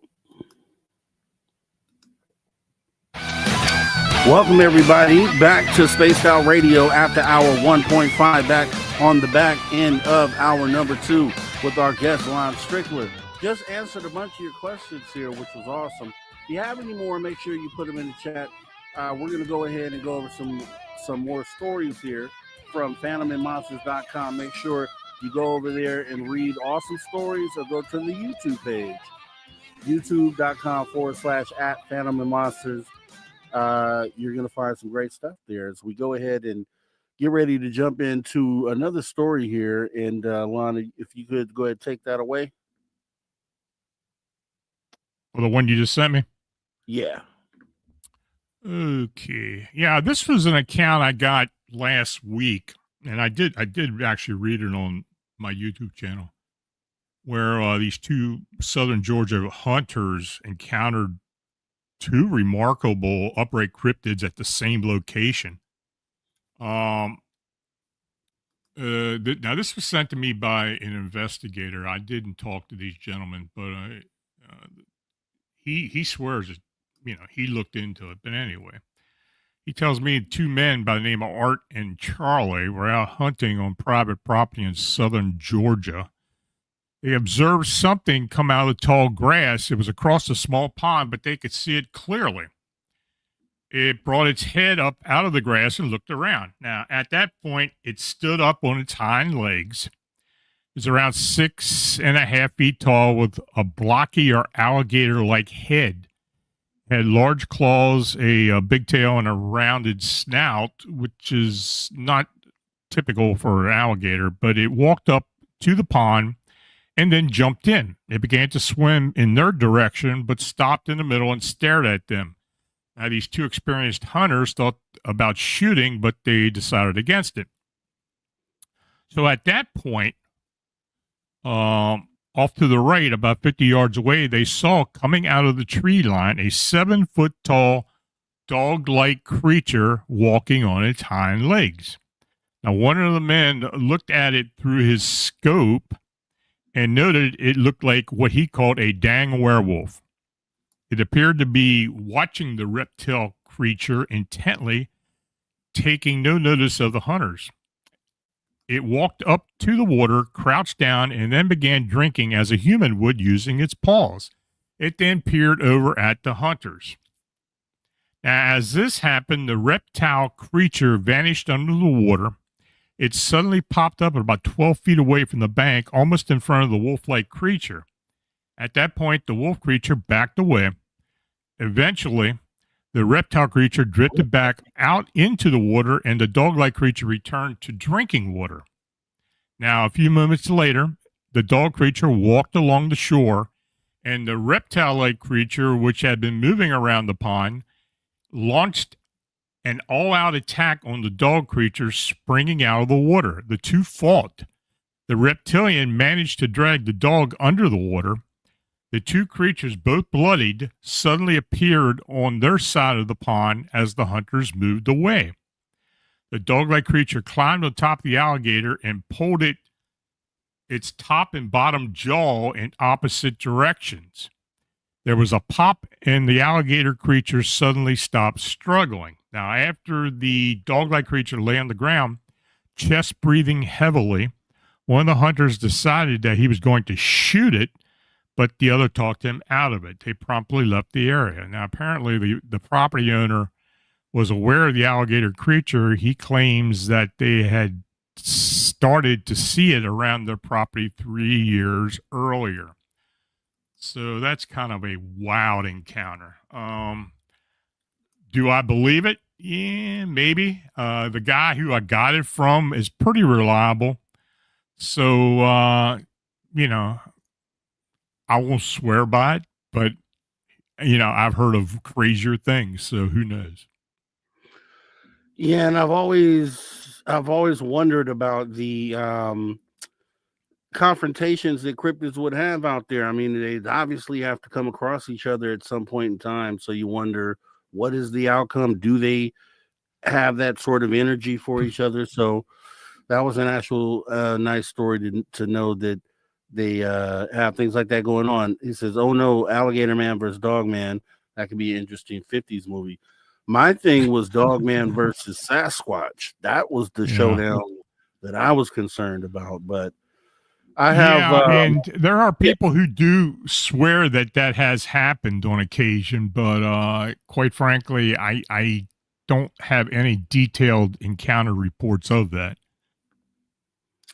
okay, I have one. I sent you a couple links. That was easier. Just click the link, and I'll read this next one. This one was, if you remember this one, the house I grew up in. He wants you. Okay, that sounds pretty compelling. So let's see.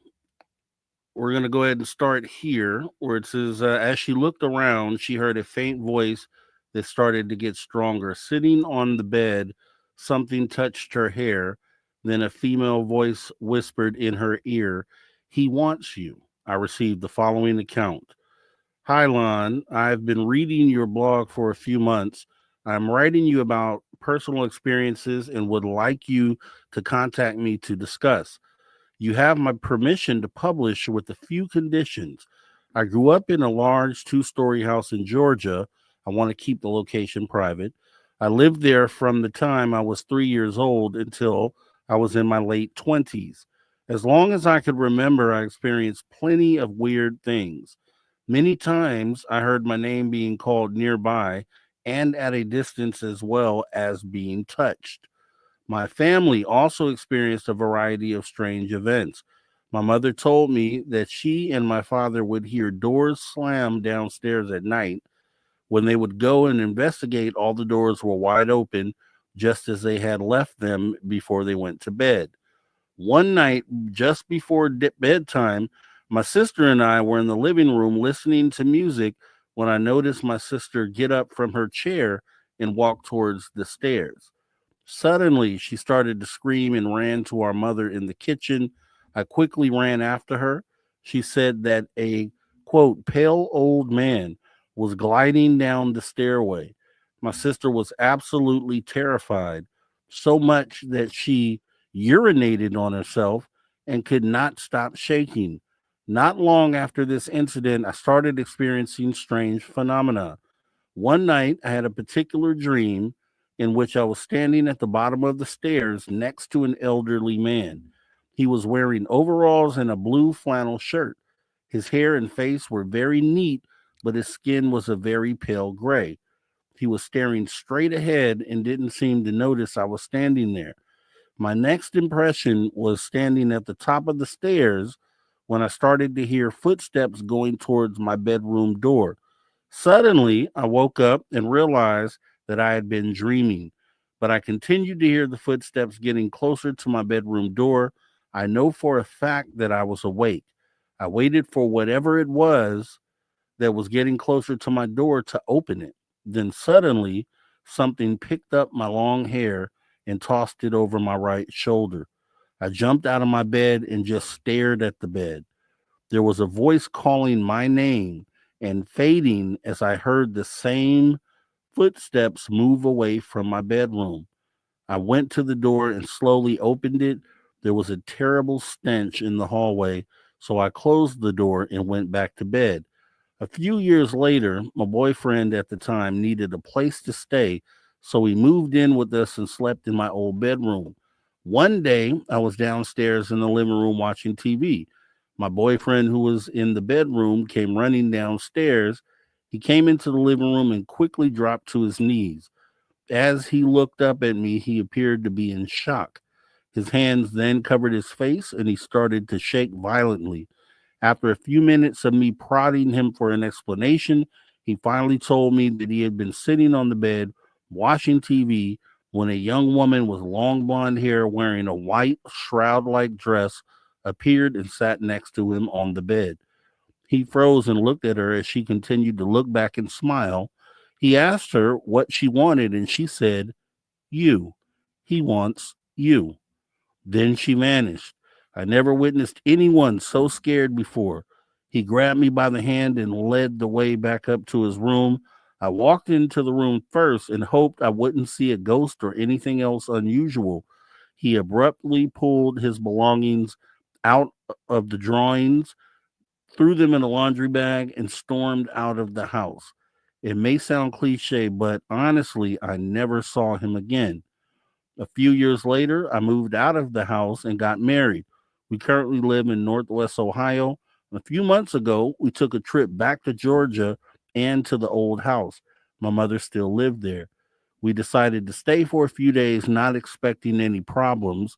My mother said that she had not experienced any weird activity for those several years after I had moved out. The week seemed to go smoothly. After a few days, we returned home. My 8-year-old daughter asked me if someone had died in Grandma's house. I looked back at her and said I wasn't sure and asked why.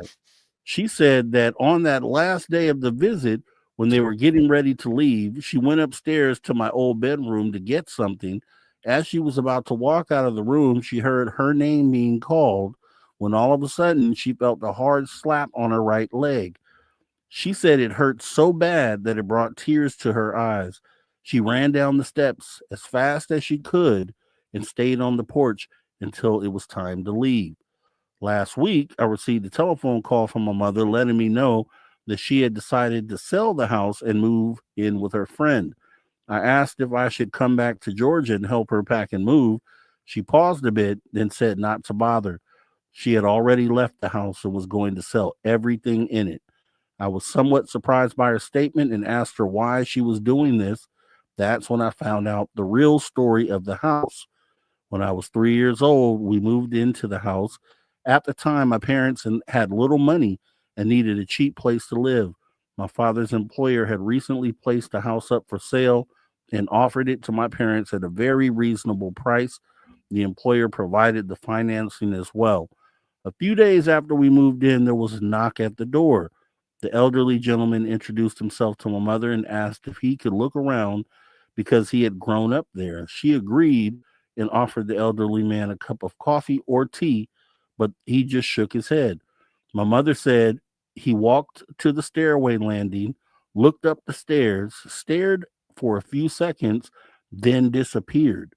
My knees suddenly went weak. My mother never told anyone about the incident and said that she didn't encounter him again until the day after our visit. The night after we had left for home, my mother was in the upstairs hallway about to enter my old bedroom to do some cleaning. As she grabbed the doorknob, she felt a hard slap on her backside. She flung the door open and stumbled into the bedroom. As she looked around, she heard a faint voice that started to get stronger. Sitting on the bed, something touched her hair. Then a female voice whispered in her ear, "He wants you." She hurried out of the bedroom into the hallway and toward the stairs when she noticed the elderly man smiling and staring back at her. Within the hour, my mother collected everything she wanted and left the house forever. Yikes. Okay. Mind-blowing story there. So obviously haunted house. We have a couple other links there. You can choose whichever one you want to go with. Let me see here. Ooh.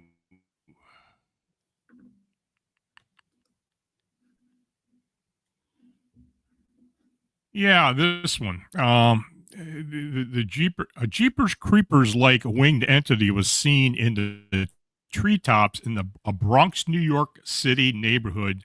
The residents were shocked, but a neighbor said it resembled an old folktale human-like being. Now, this is interesting because it's an older story that I recently put back on the blog.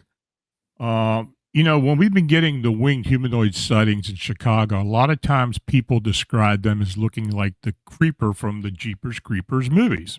Mm-hmm. And, a lot of times when we get descriptions of cryptids, it kind of goes along the lines of something in pulp culture or movies and such, just like the Predator movies and such.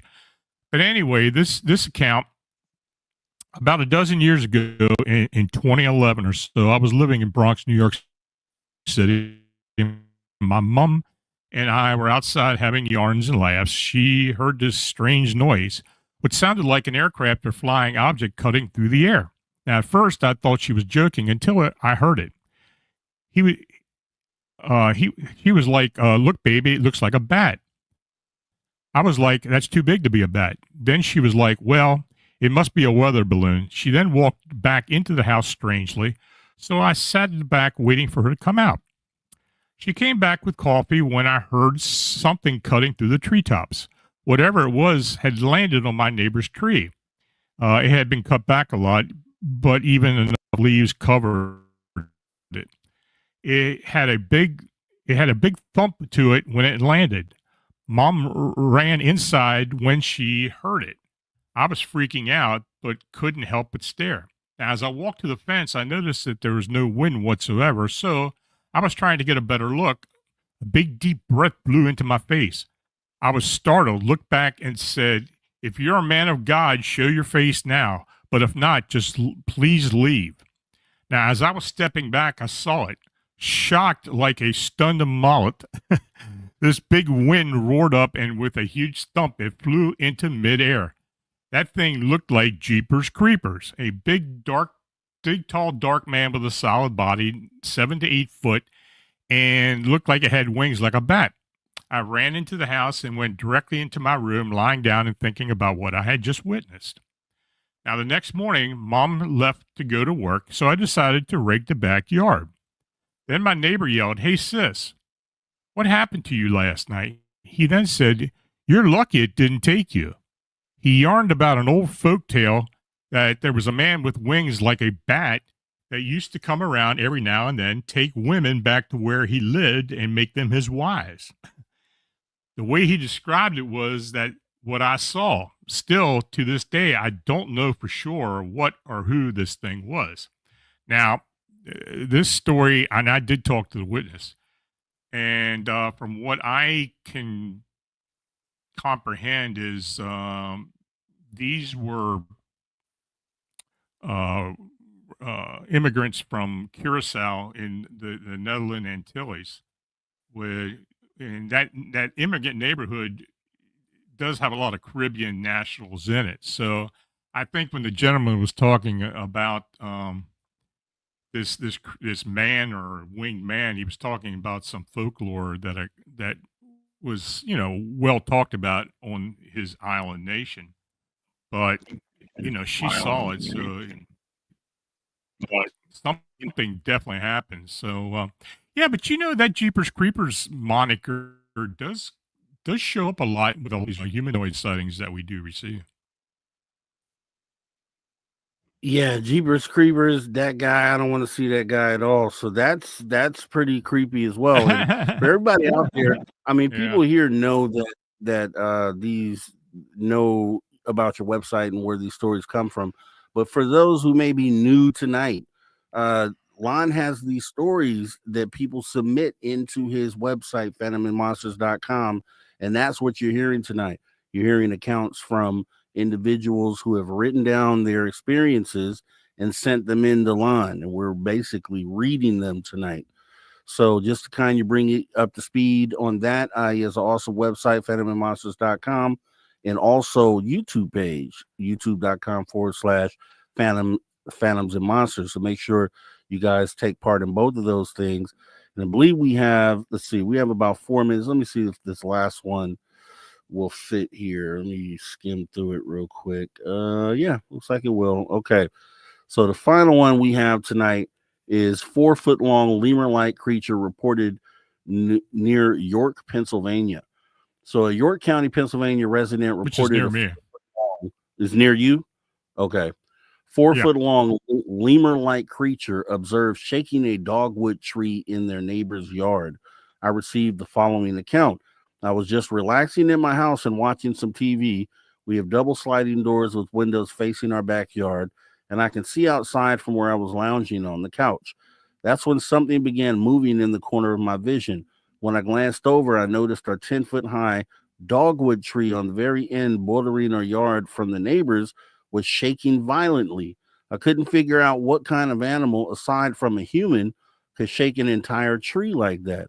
I stood up and walked over to the window to peer out. There are also several extremely large pine trees bordering along the end of the backyard, and I couldn't see anything through the thick foliage, even though the sun was shining brightly in the sky. The dogwood continued to shake, and then, to my astonishment, an enormous gray creature jumped from one of the dogwood's flimsy branches and into a huge pine nearby. I only glimpsed it for about 3 seconds at most, but I definitely got a good look at it, and it was like nothing I had ever seen before. The creature was rather large, perhaps around 4 feet in length. It was all gray except for its long, skinny tail that had a black and white stripes along it, like those lemurs from Madagascar. Its front end was somewhat slouched down as if it had short front legs and large, powerful back legs, like how a kangaroo would look. It was the weirdest creature I had ever seen. Unfortunately, I didn't get a look at its head as it quickly vanished into the pine. A few minutes later, I was outside rooting through the leaves and long grass at the end of the yard, looking for footprints and maybe to catch a sighting of the creature, but I didn't find anything, yet I know what I saw. I live in a suburb of South York, Pennsylvania, Arlington Park, and such creatures like that don't live in this area. If I absolutely had to call it a specific animal, I would say it was a lemur, but the tail wasn't bushy. It was very slender and agile like a cat's. Wish I had taken a picture. I haven't seen it since that day, but there have been weird scratching noises below my bedroom window at night ever since I saw the creature, and I wonder if the two are related or if it's another incident that coincidentally just happened in the same time period. My neighbor has not seen the creature. And you put a note on there, Lon, saying, since the location is close to me, I'm interested in what the witness observed. For several years, there are reports of cryptid canines and upright hoof creatures seen in the same general area. South Central Pennsylvania is well known for a multitude of cryptid creature sightings and encounters. Anything to add to that one, Lon, since that's right by you? Well, not really. I mean, this whole area is well known for a lot of strange phenomena. I live near Gettysburg. Gettysburg in general and the areas around it have had a lot of cryptid activity and a lot of hauntings as well. So yeah, it's a very active area, and it keeps us busy. That's what I'm talking about, Lon. If you could let everybody know where they can find you and get some more of this goodness that we spent with tonight. Well, just go to phantomsandmonsters.com, and that's the blog, and go to Phantoms and Monsters Radio over at YouTube, and we do a Friday night show at 9:00 every week. As well, if you do have a report and want to contact me, you can use my email at Lon Strickler at phantomsandmonsters.com. That sounds awesome. Everybody, give it up for Lon Strickler. Lon, I totally appreciate you coming in and sharing the time with us tonight, sharing these stories. You enjoy the rest of your day. You're in Canada, right? So you've already had your. No, day. I'm not. I'm in South Central Pennsylvania. Oh, right. Happy Thanksgiving, then, Mr. Lon Strickler. Okay, thank you. You too. Yeah, thank you very much. You have a great rest of your night too, and take care. Okay, talk to you later. Sir. All right, guys, Lon Strickler, as we get ready to go into the third hour tonight, right here in Space Out Radio After Hours Radio Show. Filling in for Dave Scott. Don't go anywhere. Come right back. That move the needle. You're listening to After Hours with Mr. Rob G on the only place where you can own the night. Spaced Out Radio. Spaced Out Radio. You've tuned your dial to the right frequency.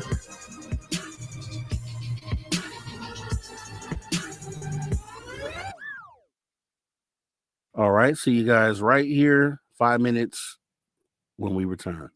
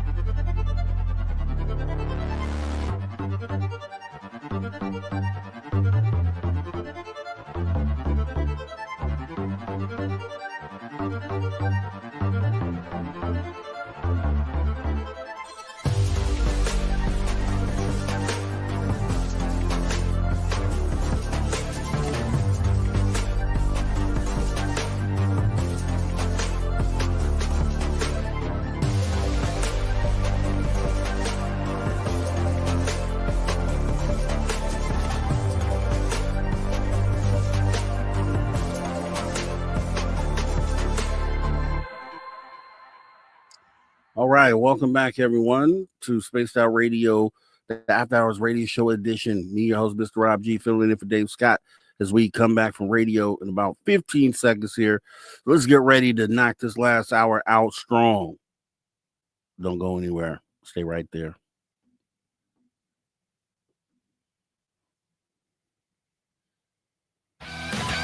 All right, everyone. Thanks for joining us here, the After Hours Radio Show, After Hour number 3. Filling in for Dave Scott tonight. Big shoes to fill.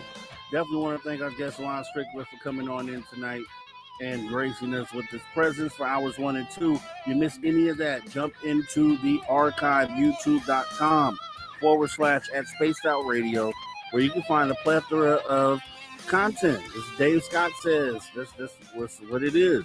As we go ahead and get ready to jump into the third and final hour, we're going to get into some Steve Stockton missing persons mysteries, because that's what we do around here. Let's go. Welcome to Tales Untold and Missing Persons Mysteries on Spaced Out Radio's After Hours.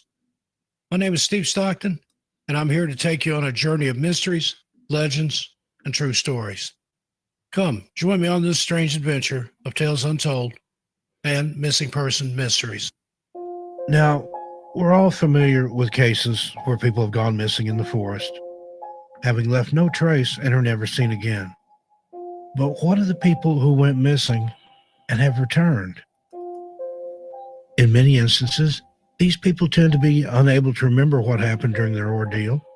Now, this is understandable in the case of small children, but it's a common situation with adults who've gone missing and returned as well. Oftentimes, though, even those who do remember are reticent to talk about what happened when they were missing. Now, this may sound odd, but when you hear the stories of those who are willing to talk about it, it starts to make more sense.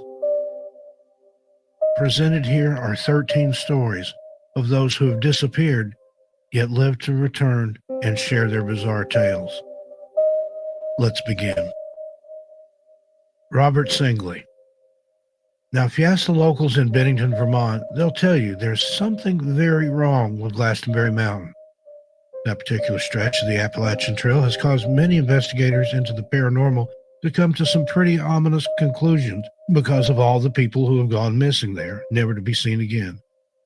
Some call it the Bennington Triangle, a reference to the Bermuda Triangle, where not only people but planes and ships go mysteriously missing, never to be seen again, with no rhyme, reason, or explanation. There are also tales told of a Bennington monster, which attacks humans and abducts them, leaving no trace they were ever there. Others still talk of the Native American stories of rocks that open up and swallow people whole in this place, as this is where the four winds meet. None of this seemed to be of any concern, though, to 27-year-old UBC music teacher Robert Singley when he decided to go for a hike one Sunday afternoon a couple of years ago. Robert hiked the trail often when he lived in Bennington and never had any strange experiences or problems. He hiked Harbor Road and Woodford Hollow and had a pleasant enough time despite the cold temperature.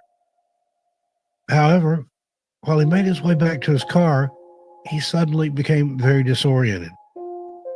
He attempted to make a fire once he realized he was lost, and because darkness was falling, he didn't stand much chance of making it back to his car until daylight came. However, his attempts were futile because of the rain that suddenly started almost immediately upon Robert losing his way. As his girlfriend at home worried, Robert struggled to gain an understanding of what happened, why he had so suddenly become confused and disoriented. Robert stated, "I still think I got sucked through some sort of space-time continuum." He often took these long hikes, but on this day, fog came out of nowhere, and it was instantly dark, seemingly much before the time of nightfall. Robert couldn't explain how he managed to just lose the trail he was so steadily walking on only seconds before. He spent the night underneath a tree and somehow made his way out the following day. He is one of the lucky ones. This exact spot is where Paula Weldon, a Bennington College sophomore, was last seen alive 62 years ago. There's something about random inclement weather in these cases, kind of like Mother Nature is playing a game. Seems that in a lot of missing person cases, immediately once a search starts, foul weather comes in. Now, what is causing all these seemingly healthy and somewhat experienced hikers to suddenly and for no apparent reason become disoriented and start wandering through deep woods instead of sticking to their trails? That's a question we may never have an answer to, but let's move on. Christopher Staff. Christopher Staff, a 70-year-old man from Dorchester, Massachusetts, went hiking alone in New Hampshire's White Mountains. He decided to embark on the very challenging 31-mile Pemigewasset Loop Trail with no problems or concerns. He had even called his wife the following day and told her he would be home by that evening. He seemed in good spirits and as though the hike had been going well. Later that evening, after receiving no further word from Christopher, his wife called the authorities and reported him missing. A large-scale rescue effort was put in effect with 18 teams, including nearly 30 officers and volunteers, all out scouring the trail and surrounding areas looking for any sign of Christopher. Fear for his life and well-being mounted as the days passed by, and no sign was found that Christopher had even been in these woods or along this trail. However, the following Friday, 5 days after Christopher had initially set out for his hike and seemingly disappeared without a trace, he was found just sitting on a log, covered in scratches, blisters, and bug bites, and was only able to walk to the rescue vehicles with assistance. When questioned about what happened, Christopher stated, "I'm still trying to sort it all out." Christopher was an experienced hiker of more than 40 years and thought he had been well prepared for most anything that would come up while he completed the hike of a lifetime after turning 70 years old. Christopher was less than 5 miles from the end of the 31-mile loop when something went very wrong. He says he suddenly became disoriented on the path and couldn't find the right way to go. He had lost his backpack, which contained water, and had to resort to drinking from the river. Now, this may or may not have had to do with him then spending the next 3 to 4 days hallucinating. "I didn't know where I was," he says. "I thought I came home. I thought I came to get my wife's car. All kinds of crazy things." Christopher had lost 25 pounds and was found less than 5 miles away from the road where his car was left. He just couldn't move anymore. He even mentioned hallucinating while at the river that he saw and heard searchers coming to get him and looking for him. However, when he would blink, they would be gone. "I just kept reliving it," Christopher says. He knew Friday would be his last day if help hadn't arrived by then. He was seemingly traumatized from the event and hasn't really recovered. Now, how does someone end up hallucinating like this suddenly and out of the clear blue sky? Christopher had just turned 70 years old, but was in great shape and healthy. So what caused him to simply give up and sit on a rock when he was so close to help the whole time? After all the wandering he had done, was 5 miles really that far for him to traverse to get to the main road? Was whatever made him sick and disoriented somehow stopping him from going on? What could have possibly caused such vivid hallucinations? Story after story, it's the same thing. Point of separation or going out alone and becoming disoriented and hallucinating. Here's another one. Michael St. Laurent. 45-year-old construction safety worker and experienced hiker Michael St. Laurent went missing for 9 days in the wilderness of the North Vancouver backwoods. He scribbled pertinent information about himself onto his arm. His birth date, name, and social insurance number were sloppily scrawled there just in case he didn't make it out of the woods alive. This all started on November 13, 2011, near the Grouse Mountain Skyride, where, while hiking a trail, he suddenly and without warning became confused and disoriented, not knowing where he was going, and what was and was not even real. Michael's account is somewhat confusing and even contradictory, as he states he was hallucinating so badly for most of the time, it was hard for him to recall most of what had occurred during his 9 days of hell in the woods. Michael had planned to hike a roughly 8-hour round-trip trail. However, he was somehow held up and forced to spend the night in the deep wilderness. Fortunately for him, he happened to have not only a dry change of clothes, but a tarp with him, and managed to stay at least partially dry and semi-warm in the frigid Vancouver winter cold. Michael even prepared for a 2-day trip, though he expected to only stay one, assuming he would be fine and ahead of the game in case anything unforeseen came up. Unfortunately for him, something did. It lasted much longer than the 2 days, though. Michael's mind was so foggy and muddled, however, that after becoming lost and veering off the main trail, he couldn't even manage to find any kindling there in the woods, despite the ability to make a fire by hand. For the next 7 days, he wandered aimlessly around the woods, dehydrated, hypothermic, and vividly hallucinating nonstop. He said his hallucinations included being at work, driving home, and even sitting down for a meal in his favorite restaurant. After just 3 days, he thought it had been 3 weeks. Although there were numerous hikers who passed through the area within view of him, Michael was seemingly totally unable to communicate with them in any way. Not for lack of trying, though, as he says he called out for help and did everything he could to get their attention, but to no avail. It was almost like he was invisible to anyone and everyone who passed him by. The only thing the searchers believed saved him was his somehow remarkable ability to remember to cover himself at night with a tarp. At times, he had even had to crawl as he had developed a condition from wearing soaked footwear called trench foot. When speaking to the media after being rescued, Michael told them he had seen and heard the searchers looking for him, but was unable to communicate with them and gain their attention, and somehow he claimed they hadn't been able to see or hear him at all. The search and rescue teams deny ever being anywhere near the area Michael stated he saw and heard them. What prompted Michael to write down his personal information on his arm, just in case? He said himself it was a regular day and he had the entire hike planned out. Is it just a coincidence that this is yet another semi-experienced hiker who, for one reason or another, was separated from his group and ended up lost in the woods? What is prompting these people to put themselves in harm's way like this? All right. Not Lon Strickler. He just left. That would be Steve Stockton in Missing Person Mysteries Tales Untold. Definitely always awesome having Steve Stockton as a part of this show.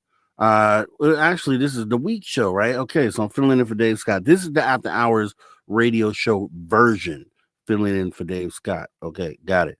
All right, so next what we'll do is go ahead and jump into our UFO reports with none other than the man that does the UFO report all through the week. And I know I have something for him here, and I do. Let's go ahead and bring up the man with the news, Tim. You're an irredeemable monster! Come here, I'm gonna eat you! Get in my belly! Do it! That man's gone mad! You're a monster!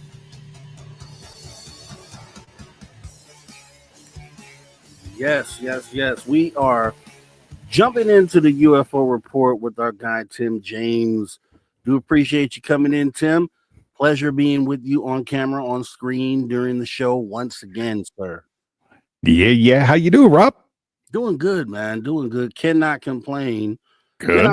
We're at the end of the show here, so I know you got some good stuff for us tonight, as always. Yeah. So we'll start it off. I mean, I'm sure that everybody that has been in the news has seen that we've got more reports of drones. This time over U.S. Air Force bases in Europe. So on Friday, the War Zone broke the news about a multi-drone incursion. Incursion of the U.S. Air Force's master fighter base in the United Kingdom, RAF Lakenheath. Since then, we've received information that the incursions were more widespread, occurring around multiple bases. Now we have confirmed that the drones are back near RAF Lakenheath, as well as RAF Mildenhall, which is a very concerning development, to say the least. A U.S. defense official confirmed to us this morning that the drone flights have resumed near both installations. While RAF Lakenheath houses primarily squadrons of the F-15E Strike Eagle and F-35A Joint Strike Fighters, RAF Mildenhall hosts strategic surveillance aircraft and aerial refueling tankers. There are claims that F-15E Strike Eagles were launched to investigate from the air during the RAF Lakenheath today. We received the same information during the first incursion last week. Although we cannot confirm the fighters' involvement in the response, flight tracking information posted online does appear to support this. The original incident at Lake and Heath was not an isolated one. Similar drone incursions happened around the same time at Milden Hall and Feltwell between November 20th and the 22nd, according to the USAFE. UK Ministry of Defense provided TWZ a statement Monday morning as well, stating in part, "We employ multi-layered and credible force protection measures. We will not go into specifics, and it would be inappropriate to comment further on operational security matters. However, we can confirm we are working closely with U.S. visiting force, police, and other partners to respond to recent events. Further details remain limited at the time, but clearly these events are going to result in more expansive response by the U.S. Air Force and the United Kingdom. What that will look like remains unclear. There is much about these events that we do not know. While the numbers of the UASs fluctuate and they range in size and configuration according to the United States Air Force, exactly what their configurations were remains unclear, and does their specific pattern of operation. We also don't know what drone awareness capabilities are deployed to these bases and when they were installed, if so. Regardless, this is turning out to be a major string of events that is going to require a very robust response in terms of technical capabilities and resources to investigate the potentially mitigate. We should see that response take shape in the hours and days to come. TWZ has led coverage over many years on the major threat drones posed to military installations, infrastructure, VIPs, and more. These latest incidents in the UK come 11 months after the similar rash of drone incursions occurred over Langley Air Force Base in Virginia. A story exclusively broke in March. The United States Air Force highly sensitive Plant 42 in Palmdale has also become a major drone incursion hotspot since then. Just last week, another major scare occurred at a major Army testing area. There has also been real fears that Russia may be attempting to strike NATO airfields with drones, which has led major alert postures to change at some facilities. Regardless, the Langley drone incursions were a turning point of sorts, with the issue now being taken far more seriously after being largely brushed aside for years, even though the threat has displayed itself multiple times over some of the most sensitive U.S. facilities and assets. So it was another thing, and there's so much on the internet with it right now. There were guys around the outside of the fence at the base that were filming and streaming, and the military or whatever, the people came out of the base and were asking them what they were doing and told them that they couldn't stream this and they weren't allowed to. And there were some other guys out there that on public radar were checking it out, and they had turned off they had scrambled a couple of planes and they turned off their monitoring systems. But the fuel tanker that took off was circling the whole area for hours. And it was like, okay, so if there's no fighters up there and they're not going after anything, why do we have a fuel tanker up there? All right. So pretty interesting story. And again, here we go again with drones over airfields. Tim, oh my God, dude, what's going on here? Let me ask you first, what do you think about this? What do you feel about this? I'm thinking that there's something going on. And I mean, quite honestly, with all the stuff that's going on over in, I guess, Eastern Europe and stuff right now, I'm not 100% sure. But what gets me is that, like I say, they're saying that, they're drones. But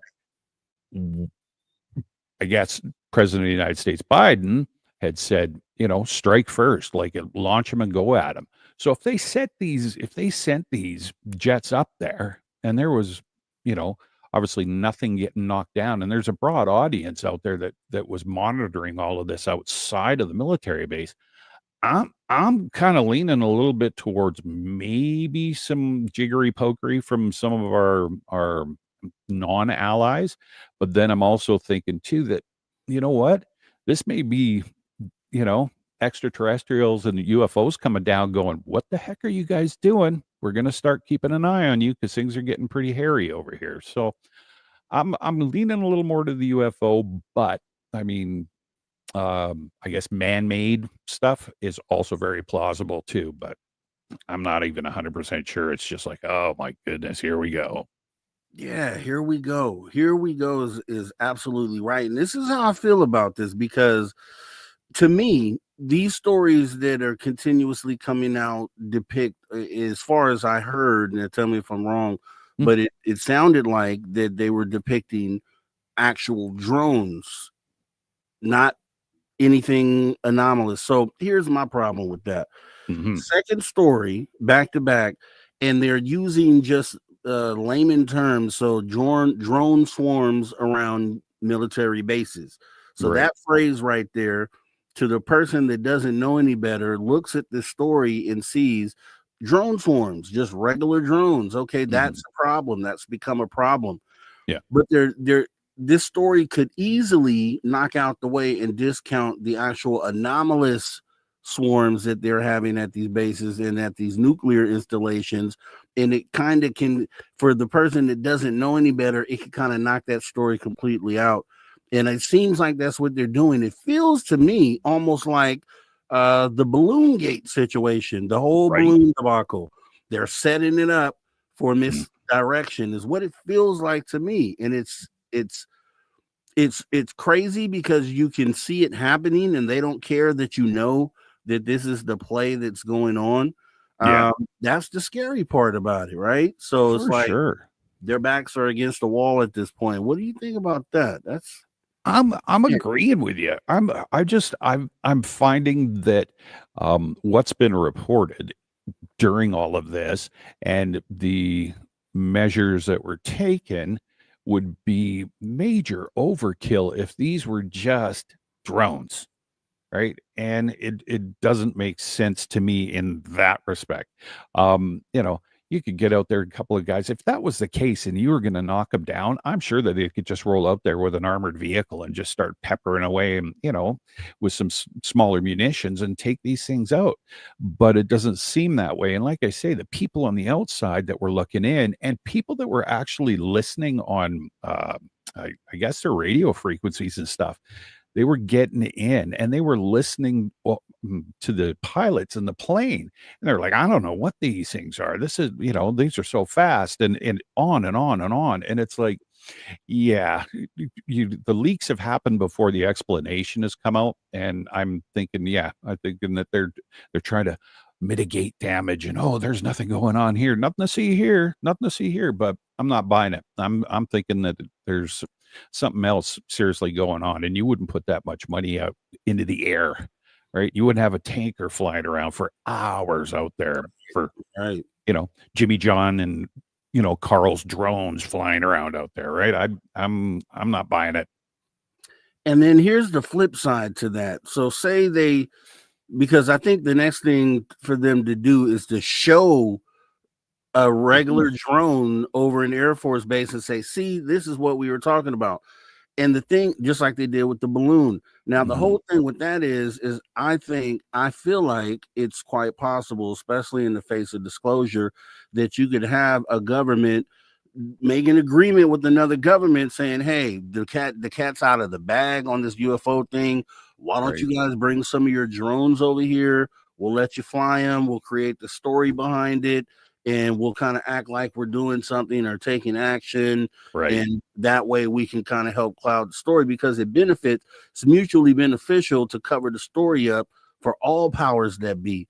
So I can see a situation where they might want to get together and put something like this together, because otherwise that's an act of war if you have an adversarial drone flying over a military installation, as far as I know, unless I don't know anything, right? No, you're bang on, man. And like I say, it was not just an hour in a day on the weekend. It happened all weekend. It was happening on and off. So like I say, they're either keeping it a secret from us because they don't want us to know it's adversarial, or they're keeping it a secret from us because they know that it is not of this world. Man, dirty pool by the U.S. government once again, as we go ahead and get ready to take our final break of the night right here with Tim James with the UFO Report, myself, Mr. Rob G, filling in for Dave Scott on the After Hours radio show version of Spaced Out Radio. You guys don't go anywhere. Got about 20 minutes left in the show. Make sure you come right on back if you do. See you in just a minute.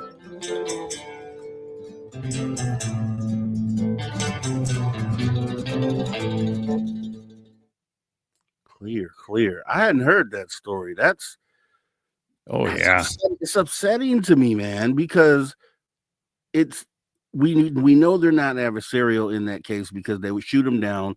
It would be an act of war. It'd be a real big deal. If they are adversarial, they've agreed to let them come and fly them so they could show it the world, hey, these are adversarial drones. So it's one of those two things. And then also just the cover story to kind of dissuade or fool the public. There's no way any regular drone operator gets to just sit around a military installation and just fly his drones around the facility. No. Where does that ever happen? I mean, even as Canadians, we're polite, but I'm sure that our military is not going to let that happen either, right? But yeah, I don't get it. And then why would they have people coming out? Like I said, there was a couple of guys streaming, and their reports on X and whatever in Liberation Times and on and on. These guys were all saying, like, we were just streaming and filming, and we were asked what we were doing, and told you're not allowed to do that. And it's like, you know, guys are like, well, we're way on the outside of the fence, and we're minding our own business. So we actually are able to do this, and so that's what I'm saying. And I just feel like, you know, we know their backs are against the wall with all these people that are coming out and saying, I was involved with this, I saw this, and it's just wild to see them like do this in front of your face and like don't care if you realize what's going on. Like they don't care. They're still gonna try to shift your eyes that way, and it's just I guess it's beautiful, but it's sad too at the same time, because the fact that they're doing it means there's a chance that the overwhelming public may agree with what they're showing them and say, hey, yeah, it's just drones, guys. What are you guys worried about? Yeah, it's all okay. And, you know, my grandfather used to say, don't pee on my foot and tell me it's raining. Right. And, and so, yeah. And it's just, I don't get it. I don't understand it. It just drives it. Well, it makes me crazy, and it frustrates the heck out of me too. Right. That's what it does for me. It grinds my gears. And so, yeah. So let me see here. I would love to see. Do you have links to those videos with the guys? Yeah. What I'll do is I've just got my tablet up here. What I'll do is I don't know if I've got. Where is it here? Why are you not coming up? Well, because I probably end up dropping the screen here. Damn. Yeah, so you can just send it to Messenger after the show. I just I will. I will. That's bananas. I hadn't heard of that, and that outside video is going to be really interesting to look at and kind of analyze. Yeah, and it's more than one person too. That's the thing, right? You got people that are in their homes or in their yards, close to the bases and stuff, going, "What's that?" And, you know, and it's pretty. It's like, okay, pretty different. What do they look like to you? Just at first view, they definitely are little. Well, little. They look little on the screen, but they're glowing. They're not doing this, moving this. They're they're moving like a drone, but yeah, they're just little glowing orbs. And the one that I saw, I think there was 3 or 4. And the wife's talking to the husband while he's filming it. And she's like, what are those? And what? He's like, I don't know. I'm trying to get them on camera. And yeah, he's got them. And then what was the other video? Oh, it was a live video of radio chatter. And this guy that picked up the radio chatter from the fighter jets too. And you've got to listen behind this guy talking, and you can hear the fighter jets and the guys talking back and forth. And we're up to this many feet, and how fast is that thing moving? And yeah, it's like, holy cow. So, like I say, for all our FOIA advocates out there, I've said this before, but you need to know, you want to FOIA that data, because if there was chatter, then there's more to hear.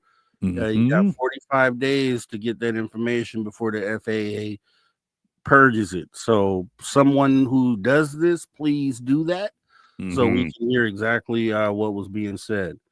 I may have to even do it. Yeah, they charge no doubt. a little fee. It's free to submit the FOIA, but then they, depending on the workload, they decide if they want to charge you or not and what they want to charge you. So gotta love the United States government. They get you coming and going out here, man. I'm telling you. I swear. As we got about 20 seconds left.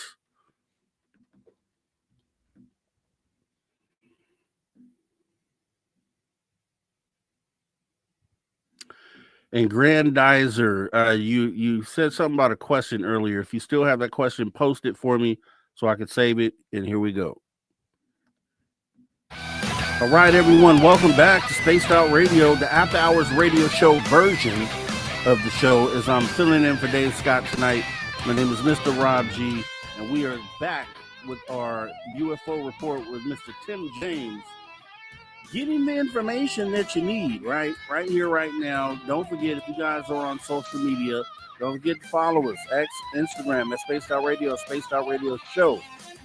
We would appreciate it. As well as we're jumping right back into the UFO report. So, yeah, Tim, we talked about how bananas it is that they've staged this whole drone situation. But did you have any other input on that, or did you have anything else that you wanted to go into? They just had put out the United States Air Force. They had put out something after the fact, and it was standard operating procedure. We can't tell you this. We can't tell you that. This didn't happen. We're not sure. So I'm not even going to bother. I mean, if you guys want to go look it up on X or whatever social media platform or Liberation Times, it's interesting. The BBC's covered it. Like, it's all over the place. So check that out. But what I wanted to talk about is I was really jealous because you and Lon were telling spooky stories tonight. Sure. So I've had one put away that I found a while back, and it's kind of a, normally we get the military and blah blah blah and UFO stuff, but this one isn't so much about that. This is more of a personal experience with back in like 1941, and it kind of creeped me out too. So I'm sure some of you have heard of it, and it's called the Cape Girardeau. My goodness, I'm having a problem with my tongue tonight. Girardeau UFO crash of 1941. It's an incident that occurred in southeast Missouri, preceding the famous Roswell crash by 6 years and the Battle of Los Angeles by 1 year. According to the story, Reverend William Huffman was called to deliver last rites for victims of a supposed plane crash. Upon arrival, he discovered not humans, but 3 small alien-like beings. The military quickly arrived and took control, swearing all witnesses to secrecy. Allegedly, one of the alien bodies was photographed before the site was cleared. This account primarily comes from the Reverend's granddaughter, Charlotte Mann. Reverend William Huffman found a disc-shaped craft with strange hieroglyphics like symbols. The bodies at the scene were not human, but small gray skinned beings with large eyes and no discernible ears or hair. Reverend Huffman performed his duties praying over the alien bodies, 2 of which were already deceased, while the 3rd was barely alive. Shortly after, military personnel took control of the scene, swearing all the witnesses to secrecy, including Huffman. Despite this, upon returning home, he shared the details of the crash with his wife and children. The story remained largely within the family until his granddaughter, Charlotte, later revealed it publicly based on what she learned from her grandmother on her grandmother's deathbed. One particular striking element of the story is the existence of a photograph showing 2 men holding up one of the alien beings, a photo that Reverend Huffman had in his possession for some time. Following the 1941 UFO incident, the next significant UFO encounter in the U.S. occurred in 1942 during the Battle of Los Angeles. In an interview at the 2019 UFO Congress, Charlotte Mann recounted her family's involvement in the Cape Girardeau UFO crash of 1941. Her grandfather, Reverend William Huffman, was a Baptist minister who was summoned to give the last rites at what was initially thought to be a plane crash. Upon arrival, he found strange saucer-like craft broken in half with small beings he referred to as little people lying outside. This event predated public knowledge of UFOs as it occurred 6 years before Roswell. Reverend Huffman observed the craft's interior, which had strange symbols resembling Egyptian hieroglyphics etched around its walls. Inside were small, child-sized chairs and a round pedestal topped with a gyroscope-like object that man later realized was consistent with other UFO reports, particularly those described by Bob Lazar.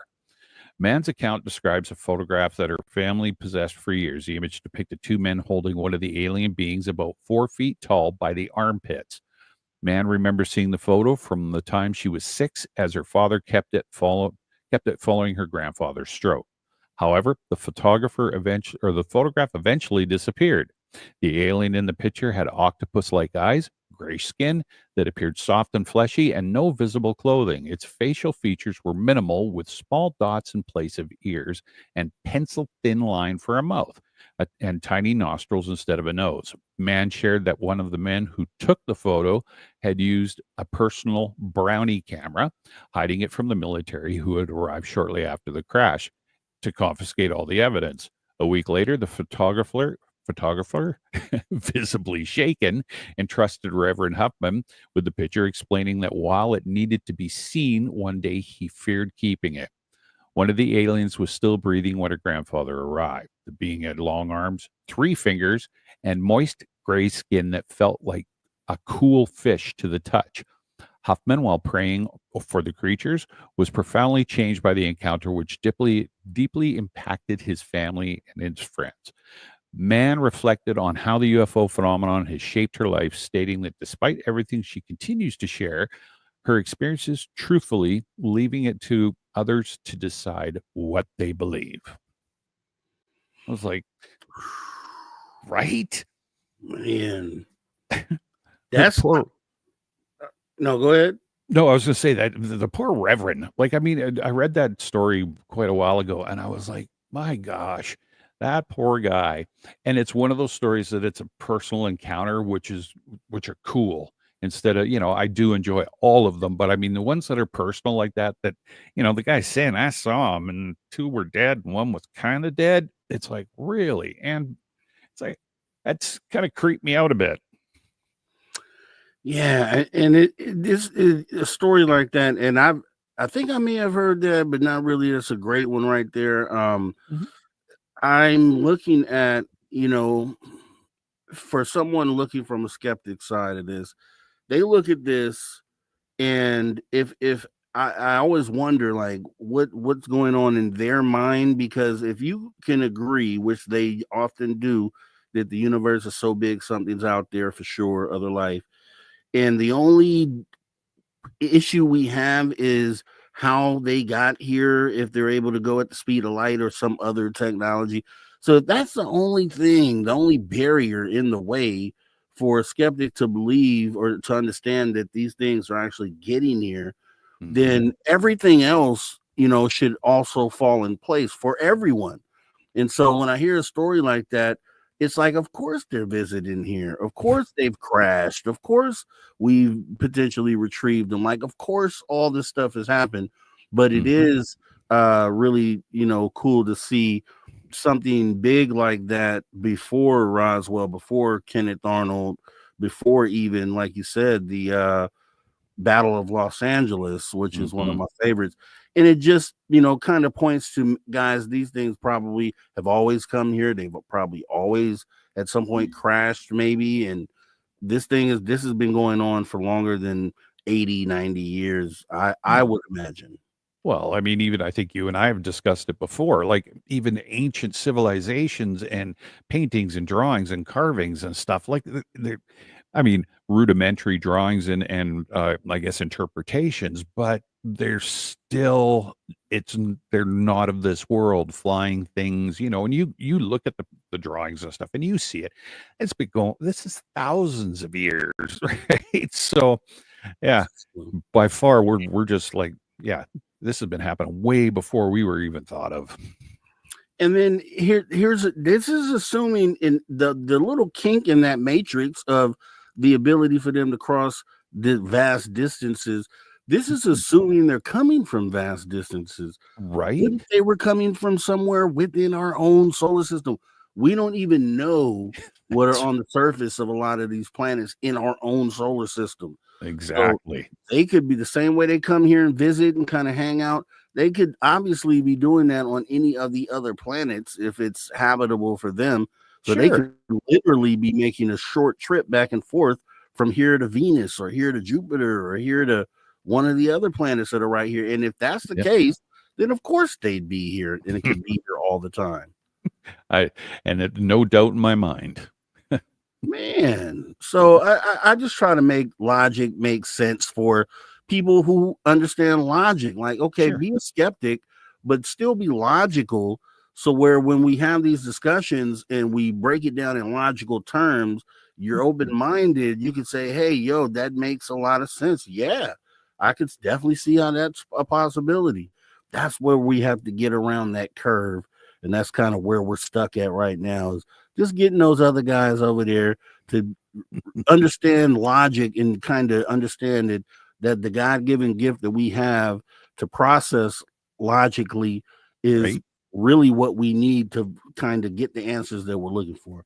So couldn't agree more, man. I always get into a rant when I'm with you, Tim. I don't know why, man, but it's great because it's the stuff they need to hear. And I'm glad that you bring that out of me, man. So it's always awesome hanging out with you. Did you have anything else for us tonight? I am done, sir. You are ready to go. All right, Tim. Well, I do appreciate you coming on in. I'm going to go ahead and kick off some UFO weird news. You have a great rest of your night. We'll see each other again soon. Good night, everybody. Have a good one. Later. All right, guys. Man, it's always cool when we have Tim James on. At least I feel that way. I watch him all the time with Dave Scott, obviously. But when I'm able to sit down and chat with them, it's always cool and awesome. And I'm always glad for that to be the thing. So as we get ready to get into the last few minutes of the show, we're going to jump into some UFO, just some weird in UFO news, right? So here we go. Ladies and gentlemen, can I please have your attention? I've just been handed an urgent and horrifying news story. But I need all of you to stop what you're doing and listen. All right, UFO and weird news of the week. As we get ready to bring this show to a close here in about 10 minutes, I wanted to go over a couple stories. We had a designer of euthanasia roller coaster that, quote, kills anyone who uses it, reveals moment someone starts to die. There's one key point on the macabre roller coaster where death begins. Apparently, this is a real thing as far as the story is concerned. So kick back and listen here. The designer of the euthanasia roller coaster that, quote, kills anyone who uses it has revealed the moment someone starts to die on it. Jonas Urbanus conjured up this very much hypothetical ride, which could end lives with elegance and euphoria back in 2010. The Lithuanian engineer had previously worked at a theme park and dubbed his design the Hypothetic Death Machine, picking up an award for the public prize of New Technological Art of Update 2013.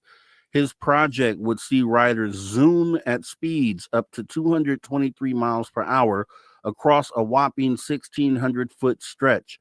As the name suggests, riders very much would, quote, only ride once. Explaining his pretty macabre idea, Urbanus said, quote, riding the roller coaster's track, the rider is subjected to a series of intense motion elements that induce various unique experiences, from euphoria to thrill, and from tunnel vision to loss of consciousness, and eventually death. From there, you would begin experiencing a blackout, and ultimately, you would eventually lose consciousness and die. In a 2021 interview with Zanland, the engineer broke down the stages of the ride to explain just at what point a person's decision to end their life begins. And it comes where he reckons it would be most fun. Okay.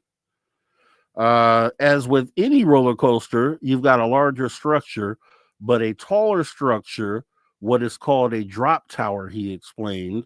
And the fun part, I would imagine, would be the slow, wobbly movement because it would provoke you to think about your decision really seriously. So Urbono said it would be at the moment you're on the top, you might actually end up choosing to come back in case you change your mind at the last key moment. The engineer added, but if not, you are then dropping down, free fall, half a kilometer free fall until you reach something between 500 and 600 kilometers per hour. Because of this curvature, you're pushed against the seat so much that your blood is rushed towards lower extremities. So no or little blood is left in the upper parts of your body. He claims that the design means at this point, your brain starts to suffocate. It starts to produce all kind of weird experiences that are usually accompanied with euphoria, extreme pleasure, he added. And all this links back to how Urbonos observes that those who ride roller coasters in general are essentially torturing themselves with pleasure. Well, that's one way to see it, I guess. Okay, so yeah, listening to that, that just sounds like the normal roller coaster experience because that's how I feel. I get talked into getting on one of these roller coasters, and then that regret kicks in. Once that thing locks over you, comes over you and locks in place, then you start taking that click, click, click, click, click, click, click, click, and you start getting up to the top of that peak. And then when you look over that ridge, that peak, and you see it's nothing below you, yeah, I could just about die in a situation like that. So I think this is more metaphorical than anything. But I think he pretty much nailed the moments when you would probably experience the feeling that could be perceived as the end or the moment to turn back. And yeah, so that was actually pretty cool. Let's see, we got a story about as well. A couple hiking in the notorious Bigfoot area noticed eerie detail in one of their photos. The legend of Bigfoot is a story which simply refuses to die, is how the story goes. A couple who went out for a hike in an area of the USA known for its alleged Bigfoot sightings were left creeped out after noticing a tiny detail in one of their photos. The legend of Bigfoot is one of the most enduring tales from North American mythology, also referred to as a Sasquatch. The cryptid is a tall humanoid figure which is believed to have been wandering the U.S. national parks for the past century. There is no concrete scientific evidence to prove that Bigfoot exists. However, this doesn't stop people from pointing to grainy photos of a tall, muscular creature with reddish brown hair as evidence of its existence. The latest entry into the Bigfoot canon comes from hiker Duffy Springfield, who was enjoying a day outdoors in Panther, West Virginia, with her boyfriend back in March. However, when the student had the photos on her film camera developed, she noticed a tiny detail which would leave her with chills. Taking to Reddit, the Purdue University student shared the snaps alongside the title, quote, "Got film developed from hiking in the mountains. Is that a hand? Question mark. And in the caption, she pointed out the hand on one side of the pillar, adding that the other side featured only a drop off to the woods below, as well as the ranger confirming she and her boyfriend were the only ones there for the week. While none of the responses could agree for certain whether or not it was in fact a hand they were looking at, several people did agree the photo was indeed oddly terrifying. Speaking about the photo in an interview with Newsweek, Springfield added that she and her boyfriend were pretty excited by the detail. Honestly, we were pretty excited when we saw it because of all the cryptids said to lurk in the West Virginian mountains. Even if it's not actually a hand, it's a fun story to have, she says. When it comes to the tales of creepy encounters, West Virginia has no shortage of weird and wonderful folklore, particularly as the state lies entirely in the Appalachian Mountains, which are known to be a hotbed of conspiracy theories. Meanwhile, a TikTok user recently claimed to have spotted Bigfoot while out hiking in parallel forest in Lawton, Oklahoma, sharing a 9-second video of a hairy figure relaxing under a tree. However, reactions to the clip were mixed, with several people pointing out the similarities between the quote creature and a Jack Link's adult Sasquatch costume.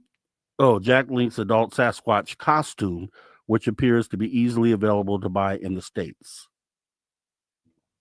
All right, so that's that story. We got 2 stories in, and that's kind of where we'll stop for a minute, because what I want to definitely do, excuse me, runny nose, it's getting cold out here.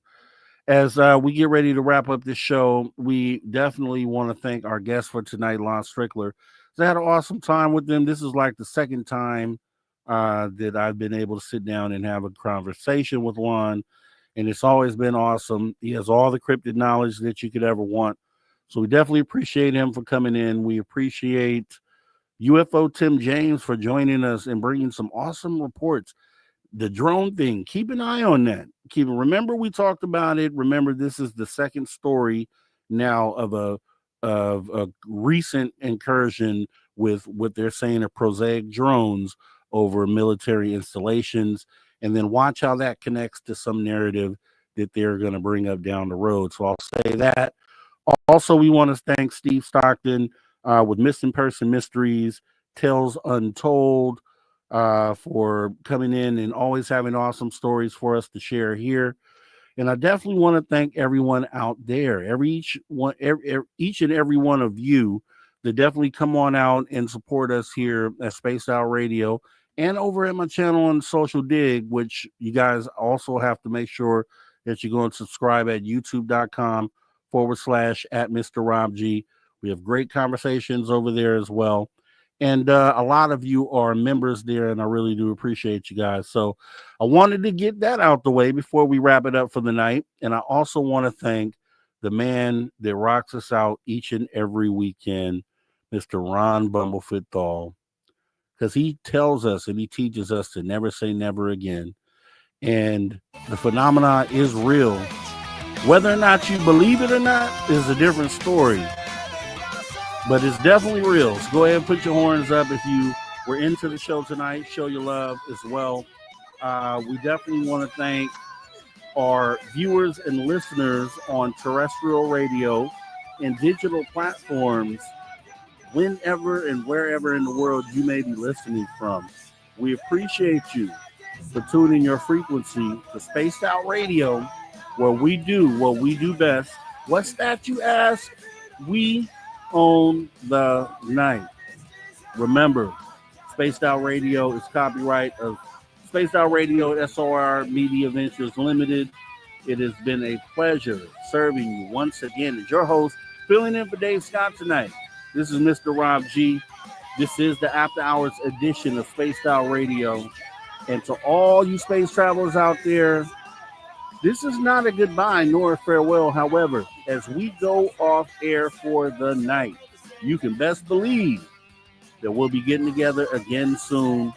Much love. Take care to everybody out there. You guys come back here tomorrow for Dave Scott. I will see you on the Social Dig on Wednesday, and then I'll see you right back here for the After Hours radio show Saturday, 8 p.m. Pacific. Our guest will be Deb Shakti. See you there. Much love. Take care.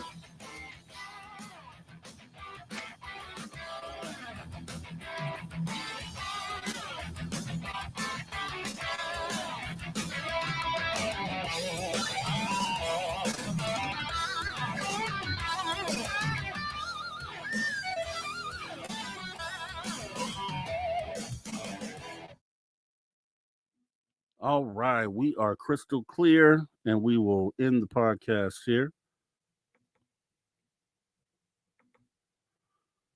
All right, good work, good work. I do appreciate, once again, everybody coming on out. As we filled in for Dave Scott tonight, we got the job done. We wrapped it up. We had a great time, and I am getting ready to get up out of here, guys. So once again, thank you so much for your support. Thanks for the awesome super chats. Let me actually go over those quickly here. Deb from Sacramento, thank you so much for your support. Richard Minnick, we do appreciate your support. Thank you so much. Search and Destroy, thank you for your support of Spaced Out Radio. Cosmic Joe Chronicles, thank you so much. And we enjoyed having you on the show last night, Cosmic Joe. We'll do it again. Appreciate you. Much love. Gary Reed, thanks so much for your support tonight. And also Jaco Flacco, thank you so much for your support of what we do here. It's appreciated. We're growing. We love it. And we'll continue to raise the bar for you guys. Just sit back and watch. Other than that, I'm up out of here. You guys have a great rest of your night. Sleep well and take care.